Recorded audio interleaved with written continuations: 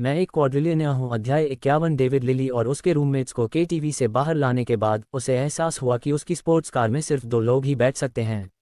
वह बाकी 3 लोगों के साथ क्या करेगा? अंत में डेविड उन्हें सिर्फ पास के होटल में ले जा सकता था। वह उनमें से हर एक के लिए एक कमरा बुक करना चाहता था, लेकिन अंत में वे डरे हुए थे, इसलिए वे एक ही कमरे में रहना चाहते थे। अंत में डेविड ने 2 स्वीट बुक किए, एक उनके लिए और एक अपने लिए। उन्हें व्यवस्थित करने के बाद डेविड नहाने के लिए अपने कमरे में वापस चला गया। जब वह बिस्तर पर लेट गया और उसे याद आया कि पहले क्या हुआ था, तो उसे अभी भी थोड़ा डर लग रहा था। शुक्र है कि उसकी बहन ठीक थी, अगर नहीं तो उसे जीवन भर पछतावा होगा।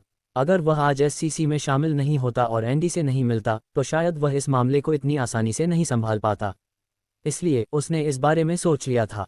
चूंकि वह शायद कभी अपना पैसा खत्म नहीं कर पाता और उसे शानदार पॉइंट की ज़रूरत थी, इसलिए वह पैसे कुछ दोस्त बनाने में खर्च करेगा। जितने ज़्यादा दोस्त आपके पास होंगे उतने ज़्यादा विकल्प आपके पास होंगे। आज की घटना की तरह ही उसे भी एक दिन उनमें से किसी की मदद की ज़रूरत पड़ सकती है। डेविड ने इस बारे में सोचने के बाद एंडी को फ़ोन किया। डेव, क्या आपकी बहन ठीक है? एंडी ने फ़ोन पर पूछा। वह ठीक है। आज के लिए बहुत बहुत शुक्रिया एंडी। अब से अगर आपको किसी चीज़ की ज़रूरत हो तो बस मुझे बताइए। आप बहुत विनम्र हैं डेव। आज जो कुछ भी हुआ उसके लिए मैं भी जिम्मेदार हूँ। आखिरकार यह मेरी जगह है। मैंने आपकी बहन के साथ गलत किया है। इसका आपसे कोई लेना देना नहीं है। वह पर्याप्त रूप से सतर्क नहीं है। ठीक है एंडी, अगली बार अगर आपको किसी प्रोजेक्ट के लिए पैसे की ज़रूरत होगी तो आप मेरे पास आ सकते हैं। मैं इसमें निवेश करूंगा, लेकिन मैं वादा करता हूं कि मैं प्रबंधन में भाग लेने की कोशिश नहीं करूंगा। मैं सिर्फ एक शेयरधारक रहूंगा। जब एंडी ने यह सुना तो वह रोमांचित हो गया। यही कारण था कि एंडी डेविड के करीब आ गया। चूंकि डेविड अपनी सदस्यता को अपग्रेड करने के लिए तुरंत एससीसी को 11 बिलियन का दान दे सकता था, तो यह समझना आसान था कि उसका परिवार कितना समृद्ध था। यह अब कोई सामान्य अमीर परिवार नहीं था, यह वह योग्यता थी जो केवल एक बहुत अमीर परिवार या संघ के पास हो सकती थी। स्वाभाविक रूप से ऐसे व्यक्ति के साथ घुलने मिलने से केवल लाभ ही होता था, नुकसान नहीं। चूंकि आप मेरे बारे में इतना सोचते हैं, इसलिए मेरे पास अभी एक प्रोजेक्ट है। कल रात लेक हॉट क्लब में एक चैरिटी डिनर होगा और हम मिलकर इस बारे में बात कर सकते हैं। आप क्या सोचते हैं? ठीक है, मैं कल आपसे मिलूंगा। एंडी ने फ़ोन रख दिया और एक धुन गुनगुनाई। वह बहुत अच्छा महसूस कर रहा था। जब भी लिस्ट की अभिनेत्री जो उसे मालिश कर रही थी ने ये देखा तो उसने पूछा, आपको इतनी खुशी किस बात से हुई मी? लुईस, मैं एक धन देवता से मिली।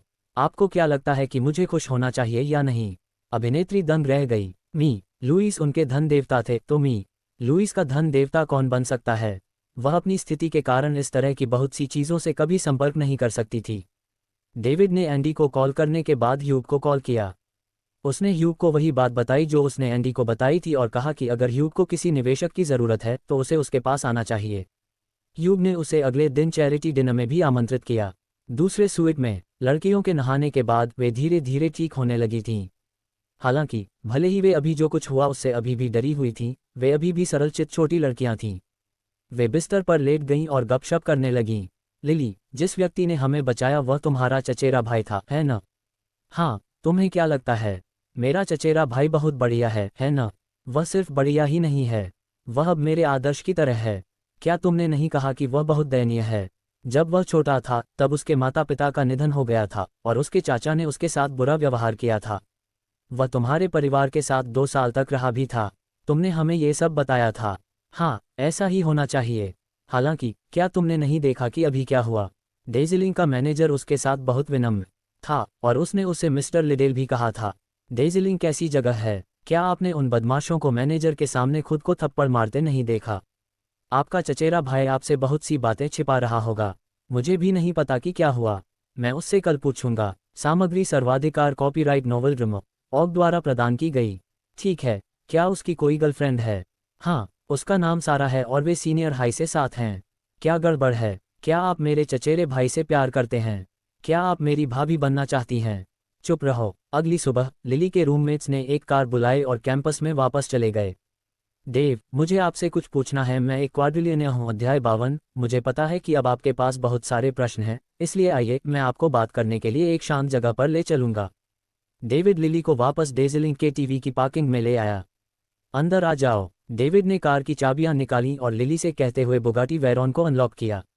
जब लिली ने अपने सामने चमचमाती कार को देखा तो वह एक पल के लिए ठीक से सोच नहीं पाए। डेव, क्या यह आपकी कार है? लिली ने हकलाते हुए पूछा। हाँ, यह मेरी है, इसे ले लो। डेविड के इतना कहने के बाद वह ड्राइवर की सीट पर बैठ गया। ओह, ठीक है, ठीक है। लिली एक अचंभे में कार में बैठ गई। फिर डेविड लिली को समुद्र तट पर ले गया। जब वे गाड़ी चला रहे थे, सड़क पर हर कोई कार को देखने के लिए अपना सिर घुमाता था। जाहिर है, डेविड के साथ खिलवाड़ नहीं किया जा सकता था। उन दोनों ने समुद्र तट के किनारे एक शांत जगह ढूंढी।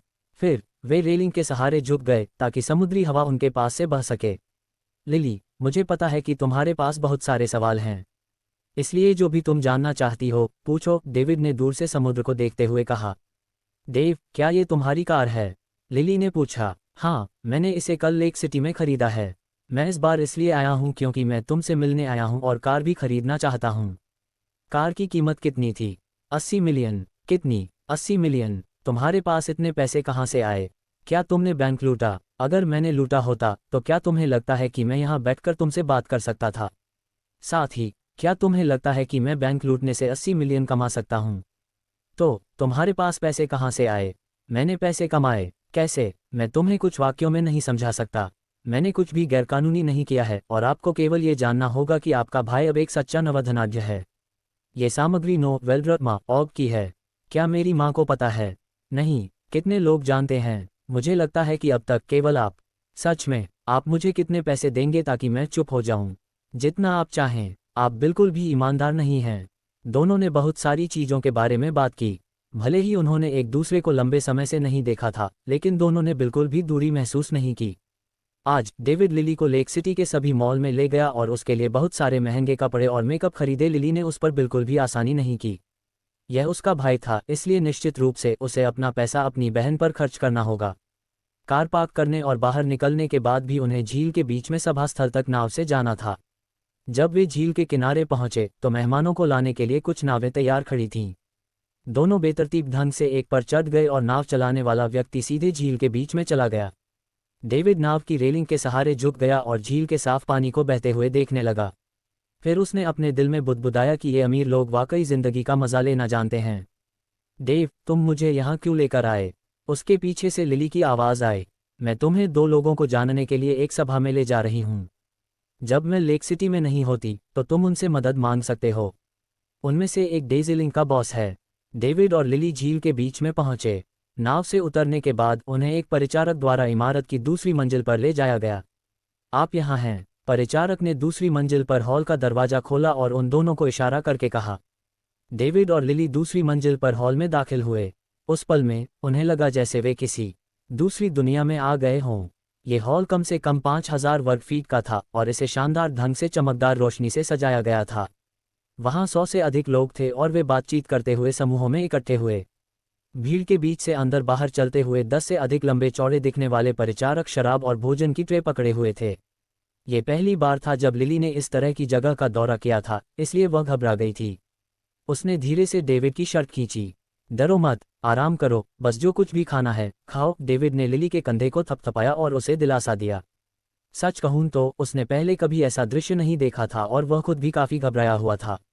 हालांकि उसे याद आया कि वह दुनिया का सबसे अमीर आदमी था और उसे नहीं बल्कि बाकी सभी को घबराना चाहिए। फिर दोनों हॉल में चले गए। जब डेविड एक अटेंडेंट के पास से गुजरा तो उसने एक ग्लास वाइन लिया। एक घूंट पीने के बाद उसे यह बहुत स्वादिष्ट लगी। दूसरी ओर लिली बहुत ज्यादा संयमित थी। डेव, तुम यहाँ हो। एंडी वाइन का एक ग्लास लेकर चला गया। एंडी, लंबे इंतजार के लिए माफ करें। मैं तुम्हें मिलवाता हूँ, यह मेरी चचेरी बहन लिली है और वह लेक सिटी में यूनिवर्सिटी में पढ़ रही है। कृपया भविष्य में उसका ख्याल रखना। एंडी, तुम क्या कह रहे हो? डेव, क्या तुम्हारी चचेरी बहन मेरी भी चचेरी बहन नहीं है? जब भी तुम्हें किसी चीज़ की ज़रूरत हो बस मुझसे संपर्क करो। लिली, लेक सिटी में मेरी कुछ प्रतिष्ठा है। एंडी की बात खत्म होने के बाद उसने लिली को एक गोल्ड प्लेटेड नाम कार्ड दिया। धन्यवाद एंडी, लिली ने धीरे से कहा। लिली, तुम्हें पहले अकेले ही घूमना चाहिए। आप जो चाहें खा सकते हैं और इसे अपना घर मान सकते हैं। मुझे डेव से कुछ बात करनी है। ठीक है, बोलो। फिर एंडी डेविड को तीसरी मंजिल पर एक निजी कमरे में ले गया। जब डेविड ने कमरे में प्रवेश किया तो अंदर पहले से ही दो लोग थे। एक पुरुष और एक महिला थे। वह पुरुष 40 के दशक का लग रहा था और वह सुसंस्कृत और परिष्कृत दिखाई दे रहा था। महिला की उम्र 30 के आसपास होगी। उसने हल्का मेकअप किया हुआ था और एक परिपक्व महिला का आकर्षण था। डेव, मैं आप लोगों का परिचय कराता हूँ। यह मिस्टर जॉर्ज थॉमस और सुश्री होली शेफील्ड हैं। यह मेरे मित्र डेविड लिडेल हैं और वे चौथे शेयरधारक हैं। एंडी ने संक्षेप में दोनों पक्षों का परिचय दिया। डेविड ने जोश और होली से हाथ मिलाने के बाद वह बैठ गए। इस समय एंडी ने उन्हें परियोजना के बारे में बताना शुरू किया। नो वेल्डर अर्थमा ऑग की संपत्ति। सरल शब्दों में कहें तो एंडी के पास एक संपर्क था और वह सफारी लैंड में खुद के लिए एक हीरे की खदान पाने में कामयाब रहा। वह इसे देखने के लिए उस जगह पर गया था और गुणवत्ता शीर्ष स्तर की थी। कुल निवेश लगभग 15 बिलियन से 20 बिलियन था। एंडी 40% के लिए 5 बिलियन का निवेश करने के लिए तैयार था और वह दूसरों को शेष 60% में निवेश करने देगा, जिसका मूल्य 10 बिलियन था। क्योंकि उसे अभी भी विभिन्न औपचारिकताओं से गुजरना था और सभी पक्षों के बीच संपर्क स्थापित करना था, इसलिए उसे अधिक शेयरों की आवश्यकता थी। इसका मतलब था कि डेविड और अन्य दो को 10 बिलियन का निवेश करना होगा और 60% शेयरों का हिसाब रखना होगा। जोश और होली दोनों ने केवल 2.5 बिलियन का योगदान दिया, जिसमें प्रत्येक व्यक्ति के पास 15% शेयर थे। जो बचा वह 30% शेयर था, जो 5 बिलियन था। डेव, अगर आपको नहीं लगता कि आप इसे संभाल सकते हैं, तो हम एक और शेयरधारक लाएंगे। मैंने खुद खदान का निरीक्षण किया है और यह निश्चित रूप से है एक नया, एंडी ने डेविड से कहा। क्या आप इसे संभाल नहीं सकते? डेविड को लगा कि यह राशि बहुत कम है। ये केवल 5 बिलियन था। ठीक है, मैं 5 बिलियन का निवेश करूंगा और 30% शेयर रखूंगा। ठीक है, तो ये तय हो गया है। मैं बाद में आप सभी को जानकारी भेजूंगा। यहाँ, चलो एक टोस्ट करते हैं। डेविड के जाने के बाद लिली हॉल में घूमने लगी और धीरे धीरे शांत हो गई। कोई भी उस पर ध्यान नहीं दे रहा था, इसलिए वह खुश थी। जब वह उस जगह पर थी जहां वे भोजन परोसते थे, लिली ने चलना बंद कर दिया। मैं एक क्वाड्रिलियन अध्याय 54 हूँ। यहाँ की सभी मिठाइयाँ स्वादिष्ट लग रही थीं। वाह, ये बहुत मीठी है। ये बहुत कुरकुरा है। इसकी खुशबू बहुत अच्छी है। ये बहुत नर्म है। लिली ने अपनी प्लेट में अपनी पसंद की मिठाइयों को एक के बाद एक खाया। अरे, लिली ने किसी को देखा और जल्दी से दौड़ी। क्या आप मैरी कैंट हैं? मैरी फिल्म उद्योग में एक वरिष्ठ से बात कर रही थी जब उसने एक आवाज़ सुनी जो उसे बाधित कर रही थी। मैरी ने देखा कि यह 20वीं की एक युवा लड़की थी। नमस्ते, मैं मैरी कैंट हूँ। वाह, आप वास्तव में मैरी हैं। मुझे आपकी फिल्में बहुत पसंद हैं। क्या मैं आपके साथ एक तस्वीर ले सकती हूँ? मेरे रूममेट्स आपको बहुत प्यार करते हैं, लिली ने आश्चर्य से कहा। समर्थन के लिए धन्यवाद। मैं निश्चित रूप से अधिक अच्छी फिल्मों में भाग लेगी। फिर उसने अपना फ़ोन एक तरफ रख दिया और अपने अगले लक्ष्य की तलाश करने लगी। ओह माय, क्या यह मशहूर हस्ती केविन कॉर्डन नहीं है? हे भगवान, क्या यह महारानी एल्सा विंटर नहीं है? इसके साथ ही एक हाथ में मिठाई की प्लेट और दूसरे हाथ में फ़ोन लिए कोई व्यक्ति हॉल में दिखाई दिया, जो मशहूर हस्तियों की तलाश में घूम रहा था, जिनके साथ तस्वीरें खिंचवाई जा सकें। सभी मशहूर हस्तियां उसके साथ तस्वीरें खिंचवाना चाहती थीं, क्योंकि आज इस जगह पर सिर्फ प्रतिष्ठित लोगों को ही प्रवेश की अनुमति होगी। हालांकि यह युवा लड़की अच्छी दिखने वाली थी, लेकिन इतनी बुद्धिमान भी नहीं लग रही थी। लेकिन कोई भी गारंटी नहीं दे सकता था कि उसे यहाँ किसी बड़े व्यक्ति ने नहीं लाया है। लिली मशहूर हस्तियों की तलाश कर रही थी, जिनके साथ तस्वीरें खिंचवाई जा सकें, और वह बहुत उत्साहित थी। उसके पास पहले से ही 7 से 8 तस्वीरें थीं और वे सभी उस समय के मशहूर सितारों के साथ खींची गई थीं। अगर वह इसे अपने विश्वविद्यालय में वापस ले जाती तो उसके सहपाठी उससे बहुत ईर्ष्या करते। Lily Greg, an oval drama, ऑग से संबंधित है। जैसे ही लिली अपना सिर नीचे करके अपना फ़ोन देख रही थी, उसने एक आवाज़ सुनी। जब लिली ने अपना सिर उठाया तो उसने अपने चेहरे पर भारी मेकअप वाली एक युवा लड़की को देखा जो बियर पेट वाले पंखे के बूढ़े आदमी का हाथ पकड़े हुए थी। जेसिका मोर्गन्स, लिली ने पूछा। ये व्यक्ति उसकी कक्षा की जेसिका की तरह लग रहा था, लेकिन चूंकि उसके चेहरे पर बहुत अधिक मेकअप था, लिली को यकीन नहीं हो रहा था। ये वास्तव में आप हैं? आप यहाँ कैसे घुस आए? ये लेक सिटी की सबसे हाई एंड सभा है। ओह, मुझे पता है, आप एक पार्ट टाइम अटेंडेंट होनी चाहिए, है ना? जेसिका ने व्यंग्यात्मक रूप से कहा। नहीं, मैं अपने भाई के साथ आई हूँ, लिली ने उत्तर दिया। आपका भाई? क्या आपका भाई सुरक्षा गार्ड है? क्या वह अपनी नौकरी खोना चाहता है? वह यहाँ अजनबी लोगों को कैसे ला सकता है? जेसिका, मैं तुम्हें मेरे भाई के बारे में बुरी बात नहीं करने दूंगी, लिली ने गुस्से से कहा। जेसी, तुम इस सुंदर लड़की से मुझे क्यों नहीं मिलवाती? जेसिका के बगल में बैठे बूढ़े आदमी ने कहा। एसआर, ये लिली ग्रेग है, मेरी कक्षा से, जेसिका ने अनिच्छा से परिचय कराया। बेशक, वह जानती थी कि बूढ़े आदमी का इरादा क्या था। नमस्ते, मिस ग्रेग, बूढ़े आदमी ने लिली से हाथ मिलाने के लिए अपना हाथ बढ़ाया। जेसिका, क्या ये तुम्हारे पिता हैं? जेसिका, बूढ़ा आदमी, उसकी एक वाक्य ने सफलतापूर्वक दो लोगों को क्रोधित कर दिया। लिली, बकवास करना बंद करो। अगर तुम ऐसा करती हो तो मैं तुम्हारा मुंह फाड़ दूंगी। यह मेरा बॉयफ्रेंड है, जेसिका ने घबराकर और चिढ़कर कहा। बूढ़े आदमी ने भी बात की। मिस ग्रेग, अगर तुम मुझसे अभी माफ़ी मांगती हो तो मुझे अपना संपर्क विवरण दो, यदि नहीं तो न केवल तुम्हें यहाँ से निकाल दिया जाएगा बल्कि तुम्हारे भाई की नौकरी भी चली जाएगी। स्पष्ट रूप से उसने जेसिका की बात पर विश्वास किया और उसने सचमुच सोचा कि लिली का भाई यहाँ सुरक्षा गार्ड है।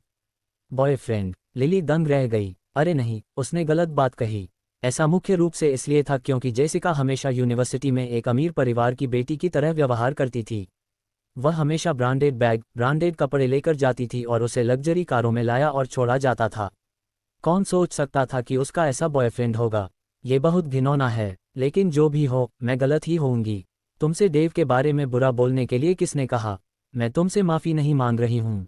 हम्फ। लिली उसके ऐसा कहने के बाद पीछे मुड़ने और जाने वाली थी। हालांकि जेसिका ने उसका हाथ पकड़ लिया। जेसिका द्वारा लिली को पकड़ने के बाद वह जोर जोर से चिल्लाने लगी। आयोजक कहाँ है? आयोजक कहाँ है? ये व्यक्ति मुफ्त भोजन चुराने के लिए चुपके से अंदर आया और वह दिखावे के लिए मशहूर हस्तियों के साथ तस्वीरें भी ले रहा है। क्या कोई इस बारे में कुछ नहीं करने वाला है? मैंने नहीं किया। अपना हाथ मुझसे हटाओ। लिली अपनी पूरी ताकत से संघर्ष कर रही थी। दोनों के विवाद ने कुछ लोगों का ध्यान आकर्षित किया। अब उनके इर्द गिर्द और भी लोग जमा हो रहे थे। आखिरकार ऐसे बहुत से लोग नहीं थे जो इस तरह की जगह पर तमाशा करने की हिम्मत रखते, इसलिए हर कोई उत्सुक था। इस समय कर्मचारी वहां चले आए। क्या हो रहा है? एक कर्मचारी ने पूछा। जेसिका ने लिली की ओर इशारा करते हुए कहा, ये वही है। वह यहाँ खाना चुराने के लिए चुपके से घुस आई थी और वह मशहूर हस्तियों के साथ तस्वीरें लेने के लिए भी इधर उधर गई थी। कृपया अपना निमंत्रण कार्ड दिखाएं, मिस, कर्मचारी ने लिली से कहा। चूंकि आयोजक ने इस चैरिटी डिनर की मेज़बानी के लिए लेक हॉट क्लब को बुक किया था, इसलिए लेक सिटी के ज़्यादा ताकतवर लोगों को निमंत्रण कार्ड मिल गए होंगे। उन्हें क्लब हाउस में घुसते समय अपने निमंत्रण कार्ड दिखाने चाहिए थे, लेकिन चूंकि डेविड की कार बहुत बढ़िया थी, इसलिए किसी ने उन्हें रोकने की हिम्मत नहीं की। 1-1 के पास एक भी नहीं है। लिली रोने ही वाली थी। बहुत से लोग उसे देख रहे थे। ये टेक्स्ट सर्वाधिकार कॉपीराइट नोवेल ड्रामा ऑग है। देखा, मैंने तुमसे कहा था कि वह खाना चुराने के लिए चुपके से अंदर आई थी। आप आयोजकों के रूप में भी विफल रहे। आप अप्रासंगिक लोगों को यहाँ घुसने कैसे दे सकते हैं? जेसिका ने अत्यंत अहंकारी लहजे में कहा। सुरक्षा, सुरक्षा, कर्मचारी ने पुकारा। जल्द ही कुछ सुरक्षा गार्ड आ गए। कृपया इस महिला को यहाँ से बाहर निकाल दें, कर्मचारी ने सुरक्षा गार्डों से कहा। हालांकि जब सुरक्षा गार्ड उसके पास जाने वाले थे, रुको, रुको, एक ही समय में दो आवाज़ें सुनाई दीं। एक महारानी एल्सा विंटर्स थी और एक मैरी कैंग थी, जो 4 उभरते सितारों में से एक थीं। मैं उसे यहाँ लेकर आई हूँ। वह मेरी अस्थायी सहायक है, एल्सा ने कहा। हाँ, मैं भी इसे साबित कर सकती हूँ, मैरी ने कहा। एल्सा को ये खुशमिजाज और प्यारी सी बच्ची पसंद थी। जब उसने देखा कि लिली अकेली पड़ गई है और असहाय महसूस कर रही है, तो उसे दया आ गई और वह दया करके इस लड़की की मदद करना चाहती थी। वैसे भी यह उसके लिए एक छोटी सी बात थी। जब मैरी ने लिली का सामना देखा तो उसे याद आया कि कल उसके साथ क्या हुआ था। वह भाग्यशाली थी कि वह एक अच्छे व्यक्ति से मिली जिससे वह उस विपत्ति से बच पाए। इसलिए वह भी लिली की मदद करना चाहती थी। जब दोनों हस्तियां लिली के लिए गवाही देने में सक्षम हुईं, तो सुरक्षा गार्डों ने अब और कुछ करने की हिम्मत नहीं की। इस समय जेसिका के बगल में बैठा आदमी बोला, दोस्तों, किसी भी चीज़ की जिम्मेदारी मत लो। तुम्हें अपने किए का परिणाम भुगतना होगा। ट्रिस्टन कोलिंस दोनों हस्तियों को जानता था। हालांकि वह करोड़ों की संपत्ति वाला एक बड़ा बॉस था। हालांकि हॉल में बहुत से लोग थे जो उससे कहीं ज़्यादा शक्तिशाली थे, लेकिन उसे यकीन था कि ये दोनों हस्तियां नहीं थीं। हस्तियां आम लोगों के लिए वे हस्तियां थीं। हालांकि उसके जैसे बड़े बॉस के लिए वे सिर्फ मजाकिया थे। इस समय जेसिका ने बीच में टोकते हुए कहा, आप झूठ बोल रहे हैं। लिटी मेरी सहपाठी है और वह अभी भी विश्वविद्यालय में है। वह आपकी सहायक कैसे हो सकती है? साथ ही उसने कहा कि उसका भाई उसे यहाँ लाया है और उसका भाई निश्चित रूप से यहाँ सुरक्षा गार्ड है। मिस, आपके भाई का नाम क्या है? कर्मचारी ने पूछा। मेरा भाई डेविड है, लिली ने आक्रोश से कहा। डेविड? क्या आप में कोई डेविड है? कर्मचारी ने सुरक्षा गार्डों की ओर मुड़कर पूछा। सुरक्षा गार्डों ने एक नज़र देखा और जवाब दिया, नहीं। डेविड की बहन होने के बारे में लिली के दावे को सुनकर मैरी का दिल कांप उठा। क्या ये वही डेविड है जिसने कल मुझे बचाया था? जैसे ही वह कुछ कहने वाली थी, लिली फिर से बोल पड़ी। एंडी नाम का एक आदमी आया और अभी अभी मेरे भाई को अपने साथ ले गया। उसने कहा कि वे व्यापार पर चर्चा करने जा रहे हैं और वे तीसरी मंजिल पर चले गए। एंडी? भीड़ में हर कोई हैरान था। लेक सिटी में केवल एक ही एंडी था और वह था मिस्टर लुइस। लेक सिटी में उनकी सामाजिक प्रतिष्ठा सबसे ऊंची थी। अगर उसका भाई एंडी के साथ व्यापार पर चर्चा कर रहा है, अगर वह आपको अपना दोस्त मानता है, तो वह निस्संदेह आपके साथ अच्छा व्यवहार करेगा। हालांकि अगर आप उसके दुश्मन हैं, तो वह आपसे हमेशा के लिए छुटकारा पाने के लिए अपनी पूरी ताकत लगा देगा। लेक सिटी में बहुत सारे छोटे मोटे व्यवसाय थे जो उसकी विभिन्न योजनाओं का शिकार हो गए थे। इस तरह लेक सिटी में एक कहावत प्रचलित होने लगी, अगर आप एंडी के दोस्त नहीं बन सकते तो कोई बात नहीं, लेकिन कभी उसके दुश्मन नहीं बन सकते। ट्रिस्टन की सोच यहीं रुक गई। ये सामग्री नोवल ड्रामा ऑग की है। उसे पसीना आने लगा। कुछ 100 मिलियन की उसकी कुल संपत्ति मिस्टर लुइस की तुलना में कुछ भी नहीं थी, और बाद वाला उसे किसी भी समय आसानी से दिवालिया बना सकता था। ठीक इसी समय डेविड और एंडी ने अपने व्यवसाय पर चर्चा समाप्त की और नीचे आ गए। डेविड की नज़र उस क्षेत्र पर पड़ी और लिली को खोजने के बजाय उसने हॉल के बीच में लोगों के एक बड़े समूह को इकट्ठा होते देखा। डेविड जल्दी से आगे बढ़ा और भीड़ को चीरता हुआ आगे बढ़ा। तभी उसने देखा कि लिली को भारी मेकअप वाली एक युवती ने हाथ से पकड़ रखा है। लिली को ऐसा लग रहा था जैसे उसके साथ गलत हुआ हो। उसने कोशिश की, लेकिन दूसरी महिला की पकड़ से बाहर निकलने में असमर्थ थी और उसकी आंखों के कोने थोड़े नम थे। लिली, डेविड चिल्लाया। डेव। जेसिका की पकड़ सहज रूप से ढीली हो गई जब उसने लिली को डेविड को पुकारते हुए सुना, जिससे लिली दौड़कर डेविड के पास गई और उसे गले लगा लिया। अब सब ठीक है, सब ठीक है, डेविड ने दिलासा दिया। क्या हो रहा है? एंडी पूछने के लिए आगे बढ़ा। सब खत्म हो गया है। ट्रिस्टन ने एंडी को देखकर अपने सिर में सूजन महसूस की और उसके पैर लगभग लड़खड़ा गए, जिससे वह लगभग जमीन पर गिर गया। कर्मचारी ने अपने माथे पर उभरे ठंडे पसीने को पोंछा और एंडी को धीरे से पूरी स्थिति बता दी। वह कौन है? एंडी ने ट्रिस्टन की ओर इशारा किया और कर्मचारी की बात सुनने के बाद पूछा। लुइस, वह ट्रिस्टन कॉलिंस है, ऑस्पिशियस क्लाउड्स रियल एस्टेट का मालिक। भीड़ में से किसी ने अचानक कहा। कॉलिंस, क्या ये था? आपके पास अपनी चीजें इकट्ठा करने और लेक सिटी से बाहर निकलने के लिए 3 दिन हैं। या तो खुद चले जाओ या मैं तुम्हें जाने दूंगा। मुझे खेद है, लुइस, कृपया मुझे जाने दो। ये सब उस महिला की गलती है, वह इसके पीछे है। फिर ट्रिस्टन ने जेसिका के चेहरे पर थप्पड़ मार दिया। थप्पड़ के पीछे की ताकत से जेसिका भ्रमित और चकित होकर फर्श पर गिर गई। इस बीच ट्रिस्टन अपने घुटनों पर गिर गया और भीख मांगने लगा। अगर उसके पास कुछ 100 मिलियन नकद होते तो उसे लेक सिटी छोड़ने में कोई आपत्ति नहीं होती, क्योंकि वह फिर से एक व्यवसाय शुरू कर सकता था। अगर उसे 3 दिनों के भीतर अपनी अचल संपत्तियों को बेचना पड़ता तो उसे कुछ 100 मिलियन की अचल संपत्तियों को बहुत कम कीमत पर बेचना पड़ता। ये तो बताने की ज़रूरत नहीं है कि कोई भी उसकी संपत्ति खरीदने की हिम्मत नहीं करेगा, क्योंकि श्री लुइस ने आज रात अपनी नापसंदगी जाहिर कर दी थी। उसने हाल ही में एक प्रोजेक्ट में भी काफ़ी पैसा लगाया था। अगर वह अभी चला जाता तो उसे अनुबंध तोड़ने के लिए बहुत सारा पैसा चुकाना पड़ता। बहुत संभावना थी कि वह कुछ 100 मिलियन के बड़े व्यवसाय के मालिक से एक दिवालिया व्यक्ति बन जाता जिसके पास बहुत सारा कर्ज होता। उसे अभी भी कुछ रखेलों और 2 नाजायज़ बेटों की देखभाल करनी थी। I am a quadrillionaire chapter 57। मैं खुद को दोहराना नहीं चाहता, एंडी ने भावहीनता से कहा। ट्रिस्टन पहले से ही हताश था। ये सामग्री नोवल ड्रामा ऑग की है। तब तक भीड़ में से एक और आवाज़ गूंजी। एंडी, क्या तुम फिर से किसी गरीब साथी को धमका रहे हो? ह्यूग उसके पास चला गया। मिस्टर ग्रीन, मुझे बचा लो कृपया। हमने पहले भी साथ काम किया है। मैं ऑस्पिशियस क्लाउड्स रियल एस्टेट से ट्रिस्टन हूँ। ट्रिस्टन ने ह्यूग को ऐसे पकड़ लिया जैसे बाद वाला उसका उद्धार करता हो। अगर लेक सिटी में कोई ऐसा होता जो उसकी मदद कर सकता, तो ह्यूग ग्रीन उनमें से एक होता। ग्रीन परिवार के दूसरे बेटे के रूप में उन्हें पारिवारिक व्यवसाय को विरासत में लेने की कतार में दूसरा होना चाहिए था। इस प्रकार बुजुर्गों ने उन दोनों को 10 साल तक अपनी सर्वश्रेष्ठ क्षमताओं के लिए उपयोग करने और विकसित करने के लिए एक राशि देने का फैसला किया। सबसे अच्छे परिणाम वाले बेटे को फिर वारिस के रूप में चुना जाएगा। 5 साल पहले ही बीत चुके थे और ह्यूग का स्पष्ट रूप से ऊपरी हाथ था। ग्रीन, किसने कहा कि मैं किसी को धमका रहा था? वह वही था जिसने डेविड के चचेरे भाई को धमकाया था। और क्या करना चाहिए था? एंडी ने डेविड की ओर इशारा किया और विरोध किया। ह्यूग ने उस युवती को देखने के लिए मुड़कर देखा जिसे डेविड गले लगा रहा था। ओह, तुमने डेव के चचेरे भाई को धमकाया। तुम साहसी हो, मैं तुम्हें ये देता हूँ, ह्यूग ने ट्रिस्टन से पूछा। ट्रिस्टन उलझन में था। तुम क्या करने की योजना बना रहे हो एंडी? मैंने उसे लेक सिटी से बाहर निकलने के लिए 3 दिन दिए थे। 3 दिन? ये बहुत लंबा है। मुझे लगता है कि 1 दिन काफ़ी है। ह्यूग के शब्दों को सुनते ही ट्रिस्टन बेहोश हो गया। अब उसके पास स्थिति को बदलने का कोई मौका नहीं था, क्योंकि लेक सिटी में 2 प्रतिष्ठित व्यक्ति उसे निशाना बना रहे थे। उसके सिर में खून दौड़ गया और वह बेहोश हो गया। उसे बाहर फेंक दो और एम्बुलेंस बुलाओ।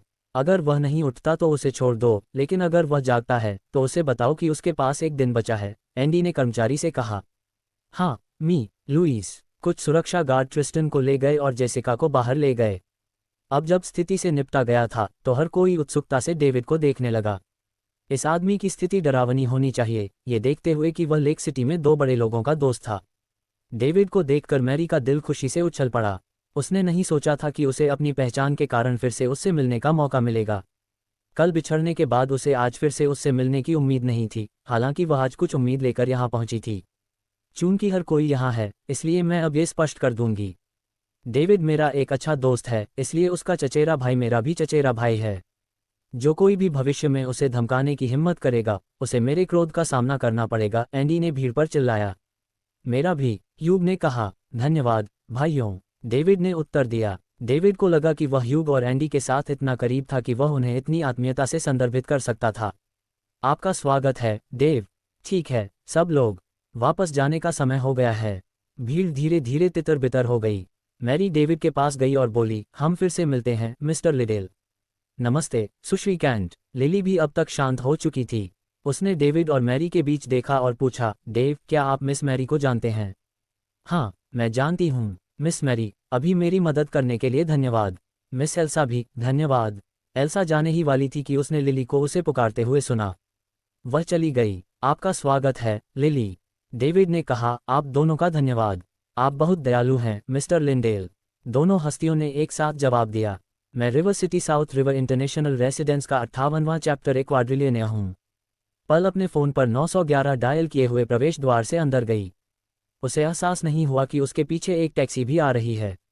ड्राइवर के अलावा टैक्सी में एक युवक और युवती भी थे। ये जगह कहाँ है सर? युवक ने पूछा। ये रिवर सिटी का धनी आवासीय क्षेत्र है बेटा, मैं यहीं तक जा सकता हूँ। इसके लिए $50 लगेंगे, ड्राइवर ने कहा। इतना महंगा? युवक ने पूछा। समय ही पैसा है, मैंने लंबे समय तक इंतजार किया। ठीक है फिर, धन्यवाद सर। दोनों ने भुगतान किया और कार से बाहर निकल गए। वे साउथ रिवर इंटरनेशनल रेसिडेंस के प्रवेश द्वार की ओर बढ़े। वे करीब से देखने ही वाले थे कि सुरक्षा गार्ड ने उन्हें रोक लिया। अरे तुम दोनों यहाँ क्या कर रहे हो? हटो, यह ऐसी जगह नहीं है जहाँ तुम लोग जा सकते। किराएदार? बेशक। और किसका हो सकता है? तुम्हारा। चले जाओ, यहाँ रहना बहुत महंगा होगा है न? क्या तुम देहात से हो बेटा? मैं इसे इस तरह से कहूँ, यहाँ घरों की कीमत कम से कम 2 लाख प्रति वर्ग मीटर है और प्रत्येक घर कम से कम 50 मिलियन का है। तुम मुझे बताओ कि यहाँ महंगा है या नहीं? क्या इतना महंगा? अगर कोई यहाँ सिर्फ किराए पर घर ले रहा है तो क्या होगा? क्या तुम्हें कुछ गड़बड़ है? कोई 50 मिलियन घर पर क्यों खर्च करेगा और उसे किसी और को किराए पर देगा? और अगर किसी के पास यहाँ रहने के लिए पैसे हैं तो तुम्हें लगता है कि उन्हें किराए पर घर देने की ज़रूरत होगी? बस अब यहाँ से चले जाओ। ठीक है, मैं अब चलता हूँ, धन्यवाद। युवक युवती को साथ लेकर चला गया। दोनों ने एक सस्ता मोटल ढूंढा और फिलहाल वहीं रहने का फैसला किया। कमरे में घुसने के बाद ही महिला बोली, सैम क्या हम सीधे तुम्हारी बहन की तलाश नहीं कर सकते? युवक सैम वॉर्नर था, जो पल का छोटा भाई था, और युवती मिन्नी थी, जो उसकी प्रेमिका थी। हालांकि मिन्नी का परिवार इस रिश्ते के खिलाफ था क्योंकि सैम का परिवार शहर में रहते हुए किसान था। इस प्रकार सैम और मिन्नी ने चुपके से पल से मदद मांगने का फैसला किया। लेकिन सैम को एहसास हुआ कि पल ने उनके माता पिता से झूठ बोला था। पल ने कहा कि शहर में पैसा कमाना मुश्किल था और उसे किराया देना था और अपने रहने का खर्च उठाना था। सामग्री नोवल रिम ऑग द्वारा रखी गई। फिर भी सैम ने पल को एक लग्जरी कार चलाते और एक महंगे घर में रहते देखा। नहीं, हम माँ और पिताजी के यहाँ आने के बाद उसे ढूंढने जाएंगे। मैं हमेशा पल से डरता रहा हूँ और केवल माँ और पिताजी ही उसे नियंत्रित रख सकते हैं। मैं सबसे पहले अपनी माँ को फ़ोन करूँगा। सैम ने अपना फ़ोन निकाला और कॉल किया। तुम कहाँ चले गए थे बदमाश? अभी यहाँ वापस आओ। स्पीकर से एक अधेड़ उम्र की महिला की आवाज़ गूंजी। माँ, मैं अब रिवर सिटी में हूँ, मैं वापस नहीं जा रहा हूँ। युवक ने कहा, तुम बदमाश, तुम किसी की बेटी के साथ भाग गए, अब उसका परिवार हमसे पूछने आया है कि वह कहाँ है। अभी यहाँ वापस आओ। माँ, मेरी बात सुनो, मैंने पल को ढूंढ लिया, वह अब अमीर है। वह लाखों डॉलर की कार चला रही है और कम से कम $50 मिलियन के घर में रह रही है। आओ और खुद देखो, तुम पागल हो गए हो। ये सच है माँ, मैं झूठ नहीं बोल रहा हूँ। मुझे कल पता चला कि पल कहाँ काम करती है और मैंने उसे काम से छुट्टी मिलने के बाद लाखों की कीमत वाली लाल स्पोर्ट्स कार चलाते देखा। और फिर उसकी माँ ने फ़ोन पर पूछा। मैंने कल उसका पीछा नहीं किया, लेकिन मैंने आज प्रवेश द्वार पर प्रतीक्षा करने के लिए एक टैक्सी बुलाई। मैंने उसे एक आवासीय क्षेत्र में प्रवेश करते देखा और मैंने सुरक्षा गार्ड से इसके बारे में पूछा। उसने कहा कि वहां आवास की कीमत 2 लाख प्रति वर्ग मीटर है, जो घर वापस आकर पूरा घर खरीदने के लिए पर्याप्त है। उस इलाके में हर घर की कीमत कम से कम 50 मिलियन है। क्या तुम्हें यकीन है? तुमने उसे किसी और के लिए गलत नहीं समझा, है ना? मैं तुमसे झूठ क्यों बोलूंगा? और वह मेरी बहन है, जैसे कि मैं उसे पहचान ही नहीं पाऊंगा। ठीक है, मैं कल सुबह तुम्हारे पिताजी के साथ आऊंगा। ये बेवकूफ़ लड़की हमें हर महीने केवल 20,000 भेजने की हिम्मत कैसे कर सकती है, जबकि वह स्पोर्ट्स कार चलाती है और शहर में एक महंगे घर में रहती है। मैं एक क्वाड्रिलियनियर। अध्याय 59 हूँ। मिनी, तुम्हें अपने माता पिता को कल यहाँ आने के लिए बुलाना चाहिए। सैम ने अपनी माँ के साथ कॉल समाप्त करने के बाद मिन्नी से कहा। किस लिए? ताकि वे मुझे वापस खींच सकें। वे शुरू से ही हमारे रिश्ते के लिए सहमत नहीं थे। क्या तुम मूर्ख हो? तुम्हारे माता पिता सहमत नहीं है क्योंकि तुम शहर में रहती हो जबकि मेरा परिवार गांव में खेती करता है। मेरा परिवार तुम्हारे परिवार जितना अमीर नहीं है, लेकिन अब जब मेरी बहन ने बहुत पैसा कमाया है तो मुझे यकीन है कि तुम्हारे माता पिता हमारे साथ रहने के लिए सहमत होंगे और हमें अब गुप्त रूप से डेट नहीं करना पड़ेगा। मिन्नी ने इसके बारे में सोचा और सैम से सहमत हो गई। इस प्रकार उसने अपने माता पिता को बुलाया। उसकी माँ ने तुरंत उन दोनों को डांटना शुरू कर दिया, लेकिन उसने अगले दिन रिवर सिटी आने का वादा किया। सैम मिन्नी को अपनी बाहों में लेकर बिस्तर पर लेट गया और उसने कहा, मिन्नी, चलो कभी वापस नहीं जाते। हम यहाँ रिवर सिटी में रह सकते हैं। मैं अपनी बहन से एक अच्छी कार और घर खरीदवा दूंगा, फिर हम उसे चला सकते हैं और हर दिन नज़ारे का आनंद ले सकते हैं। लेकिन क्या तुम्हारी बहन तुम्हारे लिए ये खरीदेगी? मिन्नी ने उस पर विश्वास नहीं किया। मेरे कहने पर नहीं, लेकिन अगर मेरे माता पिता कहेंगे तो वह खरीदेगी। इसलिए मैंने उन्हें बुलाया। चिंता मत करो, मेरे माता पिता हमेशा मेरे पक्ष में रहे हैं। वे सबसे अच्छी चीज़ें मेरे लिए छोड़ देते हैं क्योंकि मैं इकलौता बेटा हूँ। जहाँ तक उनका सवाल है, मेरी बहन केवल मेरी सेवा करने के लिए है। ठीक है, मुझे भी तुम्हारी बहन जैसी कार चाहिए। ये बहुत सुंदर है। ऐसा कुछ होना एक सपना है। ठीक है, फिर हम तुम्हें भी एक लाएंगे। हम दोनों एक एक ले सकते हैं। दोनों एक साथ एक शानदार जीवन के बारे में कल्पना करते हुए सो गए। Lake city lake hot club. आज रात की चैरिटी नीलामी पहले से ही चल रही थी। सभी लोग पहली मंजिल पर हॉल में बैठे थे। मंच पर मेजबानी लेक वेस्ट प्रांत ब्रॉडकास्टिंग स्टेशन की मुख्य उभरती हुई स्टार एडा राइज कर रही थीं। शुभ संध्या, सम्मानित अतिथियों। लेक सिटी की तीसरी चैरिटी नीलामी में आपका स्वागत है। आज प्यार, देखभाल और सद्भाव का दिन है। आज वह दिन भी है जब हम दुनिया भर के लोगों को अपनी देने की भावना और सार्वभौमिक प्रेम दिखाते हैं।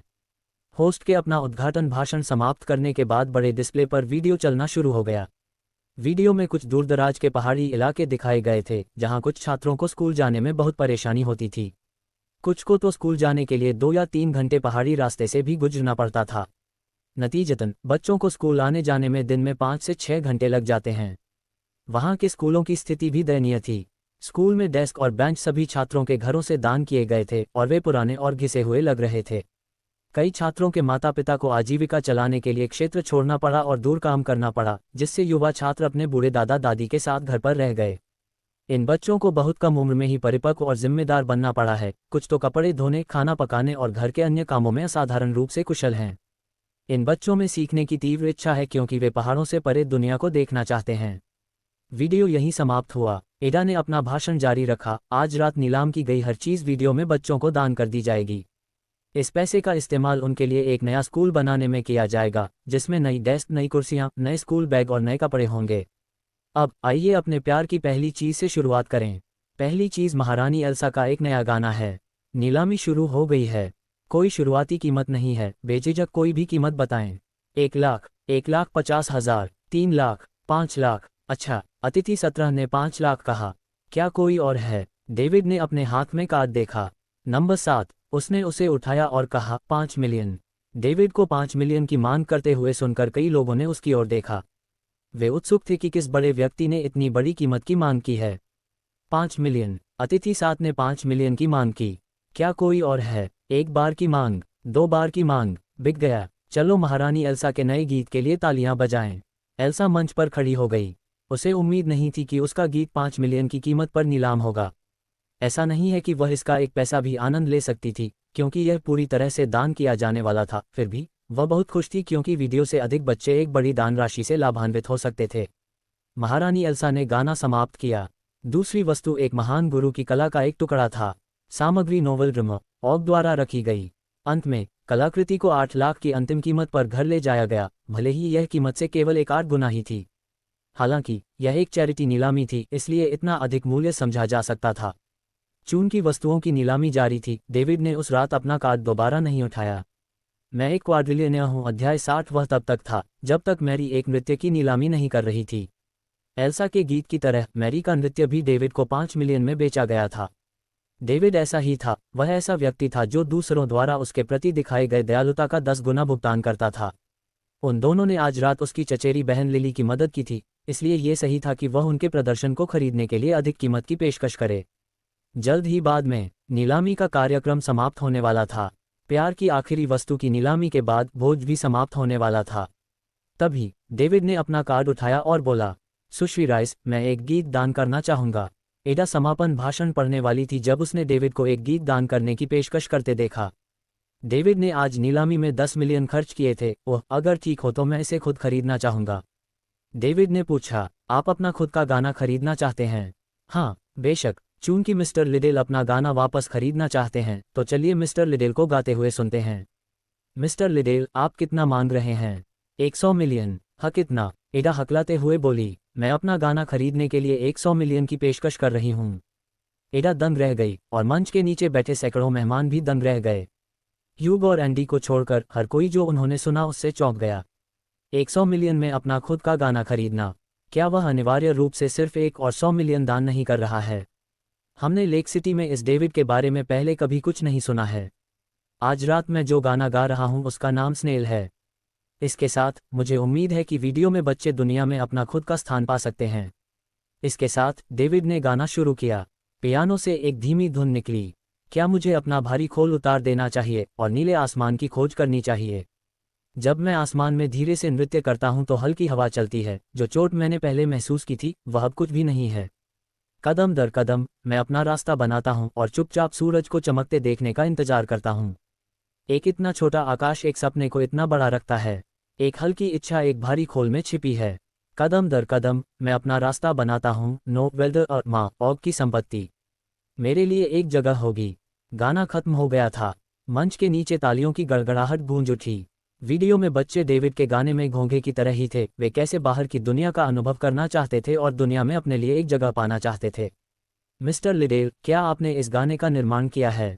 नीचे दर्शकों में से किसी ने पूछा। मैंने किया, डेविड ने जवाब दिया। आप बहुत प्रतिभाशाली हैं, मिस्टर लिडेल। बहुत सुंदर। मैरी ने डेविड को प्यार से देखा जो मंच पर था। ये वह आदमी था जिसकी वह प्रशंसा करती थी। एल्सा ने भी डेविड को आश्चर्य से देखा। वह अन्य पुरुषों की तरह नहीं था। अगले दिन डेविड ने लिली को वापस स्कूल भेजा और उसके बैंक कार्ड में 100 मिलियन ट्रांसफर कर दिए। उसने उसे कहा कि वह इसे अपनी इच्छानुसार खर्च करे और अगर उसे और चाहिए तो उसे बताए। उसने लिली से यह भी कहा कि जब भी जरूरत हो वह अपने माता पिता को छोटी छोटी जानकारियां बताए। फिर वह अपनी बुगाटी वेरॉन से रिवर सिटी वापस चला गया। लेक सिटी रिवर सिटी से लगभग 1000 किलोमीटर दूर था, इसलिए डेविड ने वहां तक ड्राइव करने का फैसला किया। कार उच्च गुणवत्ता वाली थी, यहां तक कि उच्चतम गुणवत्ता वाली, इसलिए अधिक महंगा होना समझ में आता था। डेविड के असाधारण ड्राइविंग कौशल के साथ बुगाटी वेरॉन पासिंग लेन में तेजी से आगे बढ़ी। डेविड की कार आखिरकार रिवर सिटी की सड़कों पर आ गई। उसने पिछले 2 दिनों में जो कुछ हुआ उसके बारे में बहुत सोचा। एंडी ही वह व्यक्ति था जिसने अपनी चचेरी बहन की डेज़लिंग के टीवी में दुर्घटना को सुझाने में मदद की और जब चैरिटी भोज के दौरान उसे धमकाया गया तो उसके लिए खड़ा हुआ। उसके पास भले ही बहुत सारा पैसा हो, लेकिन ऐसा लगता था कि उसके पास सिर्फ पैसा ही था। वह हमेशा के लिए अपनी समस्याओं को हल करने के लिए दूसरे लोगों पर निर्भर नहीं रह सकता था। ये तो बताने की ज़रूरत ही नहीं कि ह्यूग और एंडी शायद उसके पैसे पर नज़र गड़ा दें जब उन्हें पता चलेगा कि उसके पास उसे सहारा देने के लिए कोई शक्तिशाली परिवार नहीं है। इसलिए अब उसे अपनी ताकत बढ़ाने और अपनी शक्तियों का निर्माण करने की ज़रूरत थी। अपनी असीमित संपत्ति की बदौलत अपनी शक्तियों का निर्माण करना बहुत मुश्किल नहीं होगा। उसका एकमात्र मुद्दा ऐसे लोगों को ढूंढना था जो उसके प्रति वफादार हों। इसमें समय लगा, लेकिन उसे जल्द ही इस शक्ति की ज़रूरत थी। इसके बाद उसे अपनी ताकत बढ़ाने की ज़रूरत थी। नोबल ड्रमा ऑग से मूल सामग्री। उसने पैनल को देखा और पाया कि उसके पास अभी भी केवल 200 भव्य अंक थे। इसका मतलब यह नहीं है कि कल उसने जो 100 मिलियन दान किए थे और न ही आज उसने लिली को जो 100 मिलियन हस्तांतरित किए थे उनसे उसे कोई भव्य अंक मिला था। चूंकि लोगों को पैसे भेजने से उसे भव्य अंक नहीं मिले, तो क्या इसका मतलब यह था कि वह केवल चीज़ें खरीदकर भव्य अंक कमा सकता था? हालांकि जब हमने एससीसी को 11 बिलियन दान किए थे तब उसने भव्य अंक अर्जित किए थे। उस दान ने उसे एक उच्च स्तरीय सदस्य की पहचान दिलाई थी, इसलिए इसका मतलब था कि दान से उसे बहुत सारे अंक मिल सकते थे जब तक कि उसे खर्च किए गए मूल्य के बराबर कुछ मिलता। उसके शरीर और मन के आंकड़े दोनों 50 अंक पर थे, जो सिस्टम के विवरण के अनुसार काफ़ी मजबूत थे क्योंकि उसके शरीर के आंकड़े 18 से 50 अंक तक बढ़ गए थे। डेविड का मानना था कि उसका वर्तमान शरीर उन लोगों के आसपास होना चाहिए जो अक्सर व्यायाम करते हैं, भले ही उसने अभी तक इसका परीक्षण नहीं किया था। वह सोचता था कि क्या होगा यदि वह अपने शरीर के आंकड़ों को 100 अंक, 200 अंक, 500 अंक या यहाँ तक कि 1000 अंक तक बढ़ा दे। क्या यह उसे एक सुपरहीरो में बदल देगा? ये कुछ ऐसा था जिसे उसे धीरे धीरे पता लगाना था। राइजिंग माइंड के आंकड़ों ने उसकी इंद्रियों को तेज किया और उसके दिमाग को साफ किया, इसलिए उसे इसे भी बढ़ाना होगा। अगला उसका कौशल कॉलम था। वर्तमान में कॉलम में 5 कौशल थे। ड्राइविंग, गीत रचना, गीत लेखन, प्रदर्शन और पियानो कौशल में उनके पास प्रत्येक में 10 अंक थे। विवरण के अनुसार ये सभी विशेषज्ञ स्तर के थे। ईसीना नो अपने कॉलम में जितने कौशल जोड़ना चाहता है मैं जोड़ सकता हूँ, फिर शायद मैं 18 ड्रैगन टैमिंग पंच भी सीख सकता हूँ। कोशिश करने में कोई बुराई नहीं है। इसके साथ डेविड को एक सेवा क्षेत्र मिला और 18 ड्रैगन टैमिंग पंच सीखने की कोशिश करने के लिए अपनी कार रोक दी। अगर मैं वास्तव में इसे सीखने में कामयाब रहा तो ये बहुत अच्छा होगा।